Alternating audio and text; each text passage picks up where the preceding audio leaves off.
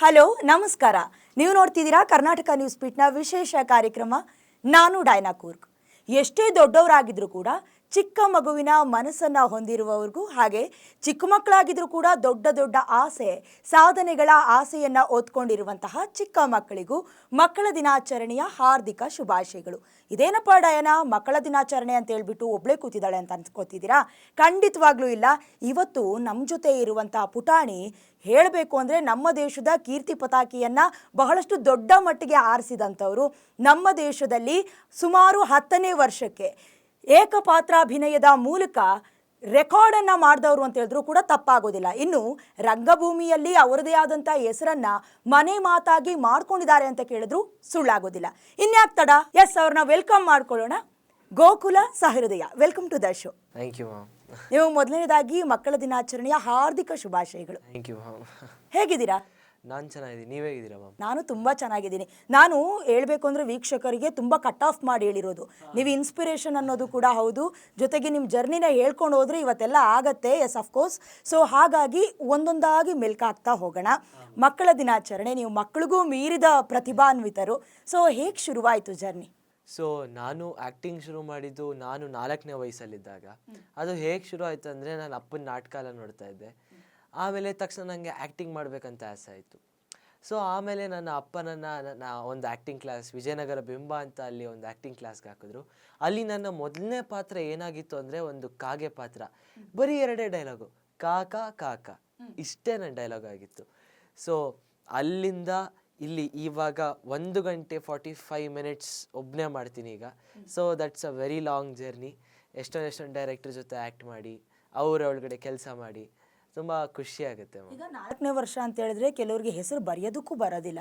So ನಿಮಗೆ ಹೆಂಗೆ ನಾಟಕದ ಮೇಲೆ ಒಲವು 4 ವರ್ಷದಿಂದ ಗೊತ್ತಿತ್ತಾ, ಅಥವಾ ಮನೇಲಿ ಏನಾದರೂ ಅಪ್ಪ ಅಮ್ಮ, ಈಗ ಮನೆಯೇ ಮೊದಲ ಪಾಠಶಾಲೆ ಅನ್ನೋ ಹಾಗೆ ಅಪ್ಪ ಅಮ್ಮ ಏನಾದರೂ ಪುಷ್ ಮಾಡಿದ್ರಾ ಹೇಗೆ? ಇಲ್ಲ, ನನಗೆ ಇಂಟ್ರೆಸ್ಟ್ ಇತ್ತು. ನಾನು ಅಪ್ಪ ನಾಟಕ ಬರೀತಾ ಇದ್ರು. ಸೊ ನಾನು ಅಪ್ಪನ ನಾಟಕಗಳೆಲ್ಲ ನೋಡ್ತಾ ಇದ್ದೆ. ನಾನು ಫಸ್ಟ್ ನಾಟಕ ನೋಡಿದ್ದು ಭೂಮಿ. ಆ ನಾಟಕ ನೋಡಿದ್ಮೇಲೆ ಅದರಲ್ಲಿ ಒಂದು ಹಾಡು ಬರೋದು, ಹೇಳೋದು ಮರ್ತೋಯ್ತು, ಅದರಲ್ಲಿ ಭೂಮಿ ಅಂತ ಅಲ್ಲೊಂದು ಹಾಡು ಬರುತ್ತೆ. ಆ ಹಾಡು ಕೇಳಿದಾಗಲ್ಲ ಅಳು ಬರುತ್ತೆ ನನಗೆ. ಅದೊಂಥರ ಎಮೋಷ್ನಲಿ ಫುಲ್ ಕನೆಕ್ಟ್ ಆಗಿತ್ತು. ಆ ವಯಸ್ಸಲ್ಲಿ ನನಗೆ ಆ್ಯಕ್ಟಿಂಗ್ ಅನ್ನೋ ತುಂಬ ಕನೆಕ್ಷನ್, ಎಮೋಷ್ನಲಿ ಎಲ್ಲ ಫುಲ್ ಕನೆಕ್ಟ್ ಆಗಿದ್ದೆ. ಸೊ ಅದಾದಮೇಲೆ ನಾನು ಮತ್ತೆ ಬೇರೆ ಬೇರೆ ಆ್ಯಕ್ಟಿಂಗ್ ಸ್ಕೂಲ್ಸಲ್ಲಿ ಮಾಡಿ, ಆಮೇಲೆ ಅಪ್ಪ ಅಮ್ಮನ ಸಪೋರ್ಟಿಂದನೇ ಇಲ್ಲಿವರೆಗೂ ಬಂದಿರೋದು. ನಾನು ಯಾರೂ ಫೋರ್ಸ್ ಮಾಡಿಲ್ಲ ಮೇನ್ಲಿ. ಓಕೆ. ಈಗ 4ನೇ ವರ್ಷ ಅಂತ ಹೇಳಿದ್ರೆ ನಿಮ್ಮ ಒಂದು ಟ್ಯಾಲೆಂಟ್ನ ಗುರ್ತಿಸೋರು ಬೇಕು. ಸೊ ಮನೇಲೆಲ್ಲ ಆಟ ಆಡೋದು ಅಥವಾ ಡೈಲಾಗ್ಸ್ ಹೇಳೋದು, ಹಾಡು ಹೇಳೋದು ಏನಾದರೂ ಮಾಡ್ತಿದ್ರಾ? ಸೊ ಏನಾಗ್ತಾ ಇತ್ತು ಅಂದರೆ, ಈಗ ನಮ್ಮ ರಿಲೇಟಿವ್ಸ್ ಎಲ್ಲ ನಮ್ಮ ಮನೆಗೆ ಬರ್ತಾಯಿದ್ರು. ಸೊ ಆಗೇನಾಗ್ತಾ ಇತ್ತು ಅಂದರೆ, ನನಗೆ ನಾಟಕ ಡೈರೆಕ್ಟ್ ಮಾಡ್ಬೇಕನ್ನೋ ಆಸೆ. ನಾನಾಗ ಥರ್ಡ್ ಸ್ಟ್ಯಾಂಡರ್ಡ್ ಅಥವಾ ಸೆಕೆಂಡ್ ಸ್ಟ್ಯಾಂಡರ್ಡಲ್ಲಿ ಇದ್ದೆ ಅನಿಸುತ್ತೆ. ಸೊ ಆಗೇನು ಮಾಡ್ತಾ ಇದ್ದೆ ಅಂದರೆ, ನಾನೇ ಸ್ಕ್ರಿಪ್ಟು, ನಾನು ಮತ್ತು ನನ್ನ ಅಕ್ಕ ಫ್ಯಾಮಿಲಿ ಎಲ್ಲ ಕೂತ್ಕೊಂಡು ಸುಮ್ಮನೆ ಸ್ಕ್ರಿಪ್ಟ್ ಬರೆದು ನಾನು ಹೇಳ್ತಾ ಇದ್ದೆ ಅವ್ರಿಗೆ. ಈಗ ಸ್ವಿಚ್ ಬರುತ್ತಲ್ಲ, ಸ್ವಿಚ್ ಹೊತ್ಕೊಂಡು ಲೈಟಿಂಗ್ ಮಾಡೋದು, ನಾನೇ ಲೈಟಿಂಗ್ ಮಾಡಿಕೊಂಡು ನೋಡಿದ್ರಿ ಅನ್ಸುತ್ತೆ ಮೊದಲೇ. ಚಿಕ್ಕ ವಯಸ್ಸಿಂದನೂ ಅಂದರೆ ಅಲ್ಲೇ ಬೇರೆ ನಾಟಕಗಳು ಹೋದಾಗ ಅಲ್ಲಿ ಏನನ್ನು ಮಾಡ್ತಾರೆ ಅಬ್ಸರ್ವ್ ಮಾಡಿ ಎಲ್ಲ ನೋಡಿ ಮಾಡ್ತಾ ಇದ್ದೆ. ಬಟ್ ಮನೇಲಿ ಎಷ್ಟೊಂದು ನಾಟಕ ಅಂದರೆ ನಮ್ಮ ಊಟ ಅಂತ ಒಂದು ಮಾಡಿದ್ದೆ. ಆ ಥರ ಬೇರೆ ಬೇರೆ ನಾಟಕಗಳು ಮನೇಲೆ ಡೈರೆಕ್ಟ್ ಮಾಡಿ. ಯಾವ ಥರ ಮಾಡ್ತಿದ್ರಿ? ಎಲ್ಲ ಖುಷಿಯಾಗಿ ಮಾಡ್ತಿದ್ರಾ ಅಥವಾ ಬೇಡ ಅಂತ ಏನಾದರೂ ಹೇಳ್ತಿದ್ರಾ? ಇಲ್ಲ, ನನಗೆ ಸಖತ್ ಖುಷಿ ಆಗೋದು. ಹೇಗೆ ಅಂದರೆ, ಈಗ ಮನೆಯಲ್ಲಿ ಪೌಡ್ರ್ ಇದ್ದರೆ ನಾರ್ಮಲ್, ಈಗ ಮೇಕಪ್ ಅಲ್ಲ, ಜಸ್ಟ್ ಪೌಡ್ರ್ ಹಚ್ಚೋದು. ಆಮೇಲೆ lights off scene set change ಮಾಡಿದಾಗ ಫುಲ್ ಲೈಟ್ಸ್ ಎಲ್ಲ ಫುಲ್ ಬ್ಲ್ಯಾಕ್ ಮಾಡಿಬಿಡೋದು. ಆಮೇಲೆ ಎಲ್ಲರೂ ಒಂದೊಂದು ಕ್ಯಾರೆಕ್ಟರ್ ಮಾಡಬೇಕು ಅಂತ ನನ್ನದೊಂದು ರೂಲ್ಸ್ ಇತ್ತು. ಅಂದರೆ ಮೇಕಪ್ ಎಲ್ಲ ನೋಡ್ಕೊಂಡಿದ್ರಾ? ನೀವೇ ಮೇಕಪ್ ಮ್ಯಾನು, ನೀವೇ ಸ್ಕ್ರಿಪ್ಟ್ ರೈಟ್ರು? ಎಲ್ಲ ನಾನೇ. ಓಕೆ. ಯಾವುದು ನೆನಪಿದೆಯಾ ಯಾವ ನಾಟಕ ಮಾಡಿಸಿದ್ರಿ ಅನ್ನೋದೇನಾದ್ರು? ನನ್ನ ಊಟ ಅಂತ ಮಾಡಿಸಿದ್ದೆ. ಅದು ಹೇಗೆ ಅಂದರೆ, ಎಲ್ಲ ನಾವು ಬ್ಯಾಲೆನ್ಸ್ ಡಯಟ್ ಮೇಂಟೈನ್ ಮಾಡಬೇಕು, ಬೇಕಾ ಬಿಟ್ಟು ತಿನ್ನಬಾರ್ದು ಅನ್ನೋದು ಓನ್ ಮಾಡಿದ್ದೆ ವಯಸ್ಸಲ್ಲಿ. ಸರಿ. ಈಗ ಅಪ್ಪ ಅಮ್ಮನ ಸಪೋರ್ಟ್ ಹೇಗಿತ್ತು? ಎಷ್ಟನೇ ವರ್ಷದಿಂದ ಮನೇಲಿ ಪ್ರಾಕ್ಟೀಸ್ ಹೇಗೆ ಮಾಡ್ಕೊಳ್ತಾ ಇದ್ರಿ? ರಂಗಭೂಮಿ ಕಾಲಿಟ್ಟಾಗ ಆ ಪ್ರಾಕ್ಟೀಸಲ್ಲಿ ಎಷ್ಟು ವರ್ಕೌಟ್ ಆಯಿತು? ಈಗ ಎಲ್ಲ ಏನೇ ಮಾಡಬೇಕು ಅಂದ್ರೂ ಪೇರೆಂಟ್ಸ್ ಸಪೋರ್ಟ್ ಇರಬೇಕು. ಸೊ ನನಗೆ ಅಪ್ಪ ಅಮ್ಮನ ಸಪೋರ್ಟ್ ತುಂಬ ಚೆನ್ನಾಗಿದೆ. ನನ್ನ ಇಂಟ್ರೆಸ್ಟ್ ಪ್ರಕಾರನೇ ನಾನು ಅಪ್ಪ ಅಮ್ಮ ನನಗೆಲ್ಲದಕ್ಕೂ ಮಾಡು ಮಗನೆ ಅಂತ ಹೇಳ್ತಾರೆ. ತುಂಬ ಖುಷಿಯಾಗುತ್ತೆ. ಕಮಿಂಗ್ ಟು ರಿಹರ್ಸಲ್ಸ್, ನಾನೀಗ ರಿಹರ್ಸಲ್ ಮುಗಿಸ್ಕೊಂಡು ಮನೆಗೆ ಬಂದಮೇಲೆ ಅಪ್ಪ ಅಮ್ಮ ಕೇಳ್ತಾರೆ, ಏನಾಯ್ತು ರಿಹರ್ಸಲು, ಹೆಂಗೆ ಮಾಡಿ ತೋರಿಸು, ಏನಾರು ತಪ್ಪು ಮಾಡಿದ್ರೆ ನನಗೆ ಇಂಪ್ರೂವೈಸೇಷನ್ ಹೇಳ್ಕೊಡ್ತಾರೆ, ಹೇಗೆ ಮಾಡಬೇಕು ಆ ಕ್ಯಾರೆಕ್ಟರ್ ಅನ್ನೋದು, ಇದೆಲ್ಲ ನಡೆಯುತ್ತೆ. ಓಕೆ. ಮೊದಲ ರಂಗ ಪ್ರವೇಶ ಈಗ 4ನೇ ವರ್ಷಕ್ಕೆ ಆಗಿದೆ ನಿಮಗೆ. ಸೊ ಮೊದಲ ಪಾತ್ರ ಕೂಡ ಕಾಗೆ ಪಾತ್ರ ಅಂತ ಹೇಳಿದ್ರಿ. ಏನೇನು ಕಲ್ತ್ರಿ ಅಲ್ಲಿ? ಸೊ ಈಗ ಅದೊಂದೇ ಕ್ಯಾರೆಕ್ಟರ್ ಅಲ್ಲ, ಬೇರೆ ಬೇರೆ ಕ್ಯಾರೆಕ್ಟರಿಂದ ಎಷ್ಟೊಂದು ಕಲಿಯೋದಿದೆ. ಅಂದ್ರೆ ಮೊದಲ ದಿನಗಳಲ್ಲಿ ಯಾವ ತರ ನಡೆಸ್ಕೊಂಡ್ರು, ಅಂದ್ರೆ ರಂಗಭೂಮಿ ಎಲ್ಲಾನು ಕಲ್ಸ್ಕೊಡತ್ತೆ ಅಂತ ಕೆಲವೊಂದಷ್ಟು ಕಲಾವಿದರ ಜೊತೆ ಮಾತಾಡುವಾಗ ಕೂಡ ಶೇರ್ ಮಾಡ್ಕೊಳ್ತಾ ಇದ್ರು. ಸೊ ಏನೇನು ಕೆಲಸ ಮಾಡಿಸ್ತಾ ಇದ್ರ, ಅಥವಾ ಅಪ್ಪನೂ ಕೂಡ ರಂಗಭೂಮಿ ಕಲಾವಿದ್ರು ಅಂತ ಕನ್ಸೆಕ್ಷನ್ ಏನಾದ್ರು ಸಿಕ್ತಿತ್ತ ನಿಮಗೆ? ಬಟ್ ಥಿಯೇಟ್ರ್ ಏನೇನು ಹೇಳ್ಕೊಡುತ್ತೆ ಅಂದರೆ ಟೈಮ್ ಸೆನ್ಸ್ ಹೇಳ್ಕೊಡುತ್ತೆ, ಡಿಸಿಪ್ಲಿನ್ ಹೇಳ್ಕೊಡುತ್ತೆ, ಆಮೇಲೆ ಪಂಕ್ಚುಯಾಲಿಟಿ ಹೇಳ್ಕೊಡುತ್ತೆ. ಮೇಯ್ನಾಗಿ ಬೇರೆಯವರ ಏನಂತಾರೆ ಎಮೋಷನ್ಸ್, ಅವ್ರಿಗೆ ಏನನ್ಸುತ್ತೆ ಅದನ್ನು ಅನುಭವಿಸ್ಬೇಕು, ಅಂದರೆ ಅವ್ರ ಎಮೋಷನ್ಸ್ನ ಅರ್ಥ ಮಾಡ್ಕೊಳ್ಳೋಂಥ ಶಕ್ತಿ ಕೊಡುತ್ತೆ ಥಿಯೇಟ್ರು. ಎಷ್ಟೊಂದು ಜನ ಹೇಳ್ತಾರೆ ಮಕ್ಕಳನ್ನ ಥಿಯೇಟ್ರಿಗೆ ಹಾಕಿ ಹಾಳು ಮಾಡ್ಬಿಟ್ಟಿದ್ದೀರಾ ಅಂತೆಲ್ಲ ಹೇಳ್ತಾರೆ ಅಪ್ಪ ಅಮ್ಮಂಗೆ. ಅದು ನನಗೆ ತುಂಬ ಬೇಜಾರಾಗುತ್ತೆ. ಥಿಯೇಟ್ರಿಂದ ಯಾರೂ ಹಾಳಾಗಲ್ಲ, ಅದರಿಂದ ಎಷ್ಟು ಮೈನ್ಯೂಟ್ ಥಿಂಗ್ಸ್ನ ಥಿಯೇಟ್ರ್ ಕಲಿಸ್ಕೊಡುತ್ತೆ ಅಂದರೆ ಎಮೋಷನ್ಸ್ ಅರ್ಥ ಮಾಡ್ಕೊಂಡು. ಇದೀಗ ರೋಡಲ್ಲಿ ಹೋಗ್ಬೇಕಾದ್ರೆ ಒಬ್ಬ ಭಿಕ್ಷುಕ ಊಟ ಅಂತ ಕೇಳಿದಾಗ ಅವ್ರ ಕಣ್ಣಲ್ಲಿರೋಂಥ ನೋವನ್ನ ಅರ್ಥ ಮಾಡ್ಕೊಳ್ಳೋ ಶಕ್ತಿ ಕೊಡುತ್ತೆ. ಸೊ ಇದರಿಂದ ಯಾವಾಗ ನಾನು ಒಂದು ಮೆಸೇಜ್ ತಲುಪಿಸೋದು ಏನಂತ ಅಂದರೆ, ಯಾರೂ ಅಷ್ಟೇ ಮಕ್ಕಳನ್ನ ಥಿಯೇಟ್ರಿಗೆ ಹಾಕೋಕ್ಕೆ ಹಿಂದೆ ಮುಂದೆ ನೋಡಬೇಡಿ. Theatre will make your child as a human. ನಿಮ್ಮ ಮಗುನ ಒಬ್ಬ ಮನುಷ್ಯನಾಗಿ ಮಾಡುತ್ತೆ. ದಯವಿಟ್ಟು ಎಲ್ಲ ಮಕ್ಕಳನ್ನು ಥಿಯೇಟ್ರಿಗೆ, ರಂಗಭೂಮಿಗೆ ಕಳಿಸಿ ಅಂತ ಕೇಳ್ಕೊತೀನಿ. ಸೂಪರ್. ಈಗ ಪ್ರೊಫೆಷನಲ್ಲಿ ನಾನು ಪೊಲೀಸ್ ಆಗಬೇಕು, ಡಾಕ್ಟರ್ ಆಗಬೇಕು, ಏನೇನೋ ಆಸೆಗಳಿರ್ತವೆ.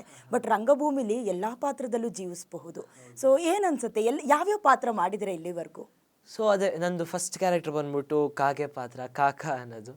ಸೆಕೆಂಡ್ ನಾನು ಮನೆಯಲ್ಲಿ ಡೈರೆಕ್ಟ್ ಮಾಡ್ತಾ ಇದ್ದಿದ್ದು ಆ ನಾಟಕ ಎಲ್ಲ ಬಂತು. ಅದಾದಮೇಲೆ ವಿಜಯನಗರ ಬಿಂಬಾಲೆ ಪ್ರತಿ ವರ್ಷ ಅಂದರೆ ಶಿಬಿರ ಅಂತ ಮಾಡ್ತಾಯಿದ್ರು ಎವ್ರಿ ಸಮ್ಮರಲ್ಲಿ, ಅಲ್ಲಿ ಆ್ಯಕ್ಟ್ ಮಾಡ್ತಾಯಿದ್ದೆ ಪ್ರತಿ ವರ್ಷ ಒಂದೊಂದು ನಾಟಕ. ಆಮೇಲೆ ನನ್ನ ಮೇಯ್ನಾಗಿ ಒಂದು ಚಿಟ್ಟೆ ಅಂತ 1 man ಶೋ, ಈಗ ಅದು 127 ಪ್ರದರ್ಶನ ಆಯಿತು ಮೊನ್ನೆ. ಸೊ ಅದೊಂದು ಪಂಚಗವ್ಯ ಅಂತ ಇನ್ನೊಂದು ಏಕಾಭಿನಯ, ಅದು ಮೈಥಲಾಜಿಕಲ್ ಪೌರಾಣಿಕ ನಾಟಕ ಅದು. ಆಮೇಲೆ ಈಗ ರೀಸೆಂಟಾಗಿ ನಾನು ಹೇಳಿದ್ನಲ್ಲ, ನಾನು ಫಸ್ಟ್ ನಾಟಕ ನೋಡಿದ್ದು ಭೂಮಿ ಅಂತ, ಅದೇ ನಾಟಕದಲ್ಲಿ ನಾನು ಈ ಸತಿ ಟ್ರಾನ್ಸ್ಜೆಂಡರ್ ಆಗಿ ಒಂದು ಪಾತ್ರ ಮಾಡಿದೆ. ಆಮೇಲೆ ಸ್ಪಷ್ಟ ಥಿಯೇಟ್ರಲ್ಲಿ ನಾನು ರುಬಿಕ್ಸ್ ಕ್ಯೂಬ್ ಮಾಡಿದೆ, ಅಣ್ಣನ ನೆನಪು ಪ್ರವರ ಥಿಯೇಟ್ರಲ್ಲಿ ಮಾಡಿದೆ, ಸಾಲುಮರಗಳ ತಾಯಿ ತಿಮ್ಮಕ್ಕ ಥಿಯೇಟ್ರ್ ಥೆರಪಿಯಲ್ಲಿ ಮಾಡಿದೆ. ಈಗ ತುಂಬ ಬೇರೆ ಸಾಲು ಇದೆ ಹೇಳೋದಾದ್ರೆ. ಸೊ ಈಗ ನಾಟಕ ಅಥವಾ ಯಾವುದಾದ್ರೂ ನಾವು ಪ್ರೊಫೆಷನಲ್ಲಿ ಬಣ್ಣದ ಜಗತ್ತಿಗೆ ಕಾಲಿಡಬೇಕು ಅಂತ ಹೇಳಿದ್ರೆ ಕೆಲವೊಂದಷ್ಟು ಟಾಕ್ಸ್ ನೀವು ಕೇಳಿರ್ತೀರಾ. ಒಂದೋ ನೆಪೋಟಿಸಮ್ ಅನ್ನುವಂಥ ಪದವನ್ನು ಕೇಳಿರ್ತೀರಿ, ಎಲ್ಲೋ ಒಂದು ಕಡೆ ಸಿಗತ್ತೆ ಅಂತ. ಬಟ್ ನಿಮ್ಮ ವಿಚಾರದಲ್ಲಿ ಹಂಗಲ್ಲ, ಟ್ಯಾಲೆಂಟ್ ಇದ್ದರೆ ಮಾತ್ರ ವರ್ಕ್ ಆಗುತ್ತೆ ಅಂತ. ಹಾಗಾಗಿ ನಿಮ್ಮನ್ನು ಹೆಂಗೆ ಸೆಲೆಕ್ಟ್ ಮಾಡ್ತಾಯಿದ್ರು? ಅದು ಫಸ್ಟ್ ಮೇನ್ ಬರೋದಂದರೆ ಅವ್ರ ಇಂಟ್ರೆಸ್ಟ್ ಇದ್ರೇ. ಇಂಟ್ರೆಸ್ಟ್, ಹಾರ್ಡ್ ವರ್ಕ್, ಅದಕ್ಕೆ ಪಂಕ್ಚುಲ್ ಆಗಿರೋದು, ಡೆಡಿಕೇಶನ್, ಟೈಮ್ ಸೆನ್ಸ್, ಇದೆಲ್ಲ ಇಟ್ಕೊಂಡು ಇಷ್ಟಪಟ್ಟು ಮಾಡಿದ್ರೆ ಆ ಹಾಬಿನೇ ನಮ್ಮನ್ನು ಒಳಗಡೆ ತಗೊಳೋದು. ಅಂದರೆ ಈಗ ನಾನು ರಂಗಭೂಮಿನ ಇಷ್ಟಪಟ್ಟರೆ ರಂಗಭೂಮಿ ನನ್ನನ್ನು ಇಷ್ಟಪಡೋದು. ಆ್ಯಕ್ಟಿಂಗ್ ಹಂಗೆ. ಓಕೆ, ಈಗ ಮೊದಲನೇದಾಗಿ ಗಿನ್ನಿಸ್ ರೆಕಾರ್ಡ್ಗಳನ್ನ ಮಾಡಿದ್ದೀರಾ ಕೆಲವೊಂದಷ್ಟು, ಅದನ್ನ ಕೂಡ ಮಾತಾಡ್ತಾ ಹೋಗೋಣ. ಅಂದರೆ ಗಂಟೆಗಟ್ಟಲೆ ಒಂದೇ ಪಾತ್ರದಲ್ಲಿ ಒಬ್ಬ ವ್ಯಕ್ತಿ ಎರಡೆರಡು ಪಾತ್ರದಲ್ಲಿ ಜೀವಿಸುವಂಥದ್ದು. ಸೊ ಈ ಪ್ರಾಕ್ಟೀಸ್ ಹೇಗೆ ಬಂತು? ಅದು ಈಗ ನಂದು ಚಿಟ್ಟೆ ಬಂದ್ಬಿಟ್ಟು Asia book of Kalam book of records ಆಗಿದೆ, ಮತ್ತು ಪಂಚಗವ್ಯ ಏಷ್ಯಾ ಬುಕ್ ಆಫ್ ರೆಕಾರ್ಡ್ಸ್ ಮತ್ತು ಕಲಾಂ ಬುಕ್ ಆಫ್ ರೆಕಾರ್ಡ್ಸಲ್ಲಿ ಆಗಿದೆ. ಚಿಟ್ಟೆ ಅದು ಬಂದ್ಬಿಟ್ಟು ಒಬ್ಬನೇ ಅವನು, ಆ ನಾಟಕ ಏನು ಹೇಳುತ್ತೆ ಅಂದರೆ ಮಕ್ಕಳ ಮನಸ್ಥಿತಿ. ಆಮೇಲೆ ಅವನು ಹಸಿವು, ಅವನಿಗೆ ಮನೆಯಲ್ಲಿ ಊಟಕ್ಕೆ ಇರೋದಿಲ್ಲ, ಯಾಕಂದರೆ ಅಪ್ಪ ದುಡ್ಡೆಲ್ಲ ಕಿತ್ಕೊಂಡು ಅದನ್ನು ಕುಡಿಯೋದಕ್ಕೆ ಹಾಕ್ತಾರೆ. ಆಮೇಲೆ ಅವನ ಎಜುಕೇಷನ್ನು ಹೇಗೆ ಎಲ್ಲ ಮ್ಯಾನೇಜ್ ಮಾಡ್ತಾ ಇದ್ದ. ಬಟ್ ಮೇಯ್ನ್ಲಿ ಅದರಲ್ಲಿ ಏನು ಹೇಳುತ್ತೆ ಅಂದರೆ ಅವನ ಇನ್ನೋಸೆನ್ಸ್. ಅವನೇನಂದರೆ ಆ ಕ್ಯಾರೆಕ್ಟ್ರ್ ಎಷ್ಟು ಇನ್ನೋಸೆಂಟ್ ಅಂದರೆ ಅವನಿಗೆ ಯಾರೂ ಇರೋದಿಲ್ಲ, ಅಂದರೆ ತಂಗಿ, ಅಪ್ಪ, ಅಮ್ಮ ಎಲ್ಲ ಶೇರ್ ಮಾಡ್ತಾನೆ. ಬಟ್ ಮೇಯ್ನಾಗಿ ಒಬ್ಬ ಫ್ರೆಂಡ್ ಅಂದರೆ ಯಾರು ಅಂತ ಒಂದು ನಾನ್ ಲಿವಿಂಗ್ ಥಿಂಗ್, ಕೆರೆ ಜೊತೆ ಮಾತಾಡ್ತಾನೆ ಅವನು ಅಳು ಬಂದಾಗ ಕೆರೆ ಹತ್ರ ಹೋಗ್ತಾನೆ, ನಗು ಬಂದಾಗ ಕೆರೆ ಹತ್ರ ಹೋಗ್ತಾನೆ. ಈ ಪ್ರತಿದಿನ ಏನೇನಾಗುತ್ತೆ ಅದನ್ನ ಕೆರೆ ಹತ್ರ ಹೇಳ್ತಾನೆ.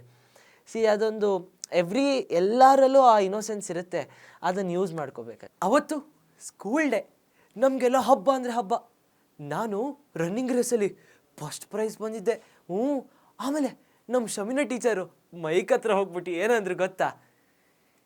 ಎಲ್ರಿಗೂ ನಮಸ್ಕಾರ, ಇವತ್ತು ಪಾಪಣಿ ಮತ್ತು ತಂಡದವರಿಂದ ಈಗ ಸಮೂಹ ನೃತ್ಯ, ದಯವಿಟ್ಟು ಚಪ್ಪಾಳೆ ತಟ್ಟೆ ಅವರನ್ನು ಪ್ರೋತ್ಸಾಹಿಸಬೇಕು ಎಂದು ವಿನಂತಿ. Children, get ready for dance ಅಂತ ಅಂದಮೇಲೆ ಡ್ಯಾನ್ಸ್ ಶುರು. ಆದರೆ ಇನ್ನೇನು ಡ್ಯಾನ್ಸ್ ಮುಗೀತಾ ಬಂತು ಅನ್ನೋಷ್ಟರಲ್ಲಿ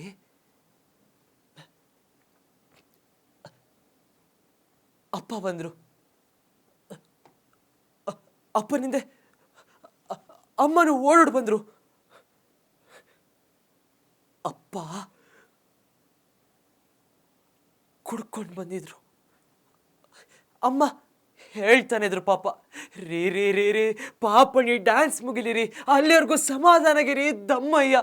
ಆದರೆ ಅಪ್ಪ ಯಾರ ಮಾತು ಕೇಳಿಲ್ಲ, ಸೀದಾ ಸ್ಟೇಜ್ ಬಂದು ಗಲಾಟೆ ಮಾಡ್ಬಿಟ್ರು. ಪಾಪ ಶಮೀನಾ ಟೀಚರ್ಗೆ ಬಾಯಿಗೆ ಬಂದಂಗೆ ಏನೋ ಬೈದಾಕ್ಬಿಟ್ರು.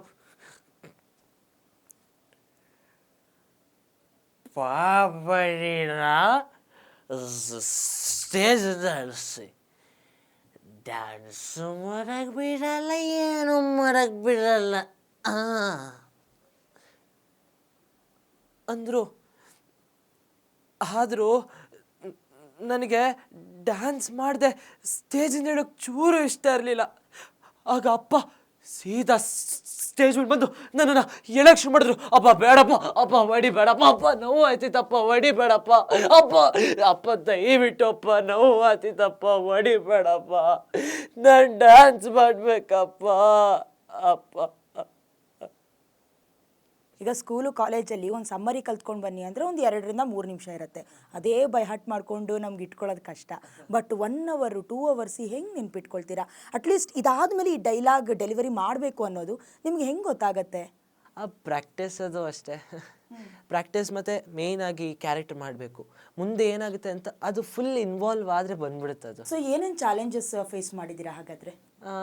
ಚಾಲೆಂಜಸ್ ಅಂದರೆ ರಿಹರ್ಸಲಲ್ಲಿ ಮೇನ್ ಬೆಳಿಗ್ಗೆಯಿಂದ ಸಂಜೆವರೆಗೂ, ಮಾರ್ನಿಂಗ್ ತಿಂಡಿ ಮಾಡೋದ್ರಿಂದ ಹಿಡಿದು ಸಂಜೆ ಸ್ನ್ಯಾಕ್ಸ್ ಆಗೋವರೆಗೂ ನಾನು ರಿಹರ್ಸಲ್ ಸ್ಪೇಸಲ್ಲಿ ಇರ್ತಾ ಇದ್ದೆ. It is a wonderful experience. But challenges ಅಂತ ಬಂದರೆ ಪಂಚಗವ್ಯಲ್ಲಿ ಬಂತು ನನಗೆ.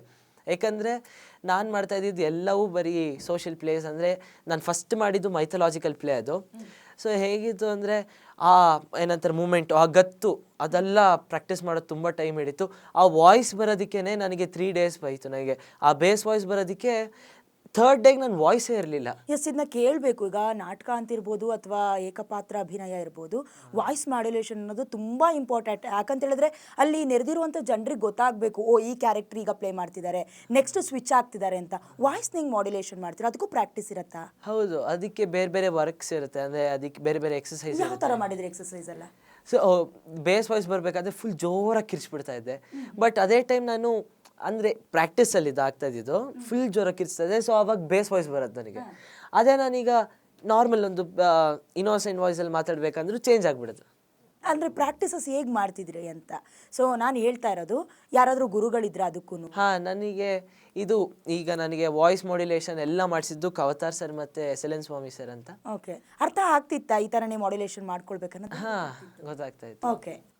ಸೊ ಈಗ ಒಂದು ಕಡೆ ನಿಮಗೆ ನಾಟಕಗಳಲ್ಲಿ ಅಥವಾ ನಿಮ್ಮ ಪಾತ್ರಗಳಲ್ಲಿ ಜೀವಿಸಬೇಕು, ಮತ್ತೊಂದು ಕಡೆ ಶಾಲೆ ಕಾಲೇಜು ಅಥವಾ ನಿಮ್ಮ ತರಗತಿಗಳಿಗೆ ಪಠ್ಯಕ್ಕೆ ಅನುಗುಣವಾಗಿ ನೀವು ಕ್ಲಾಸಸ್ಗೆ ಹೋಗಬೇಕು.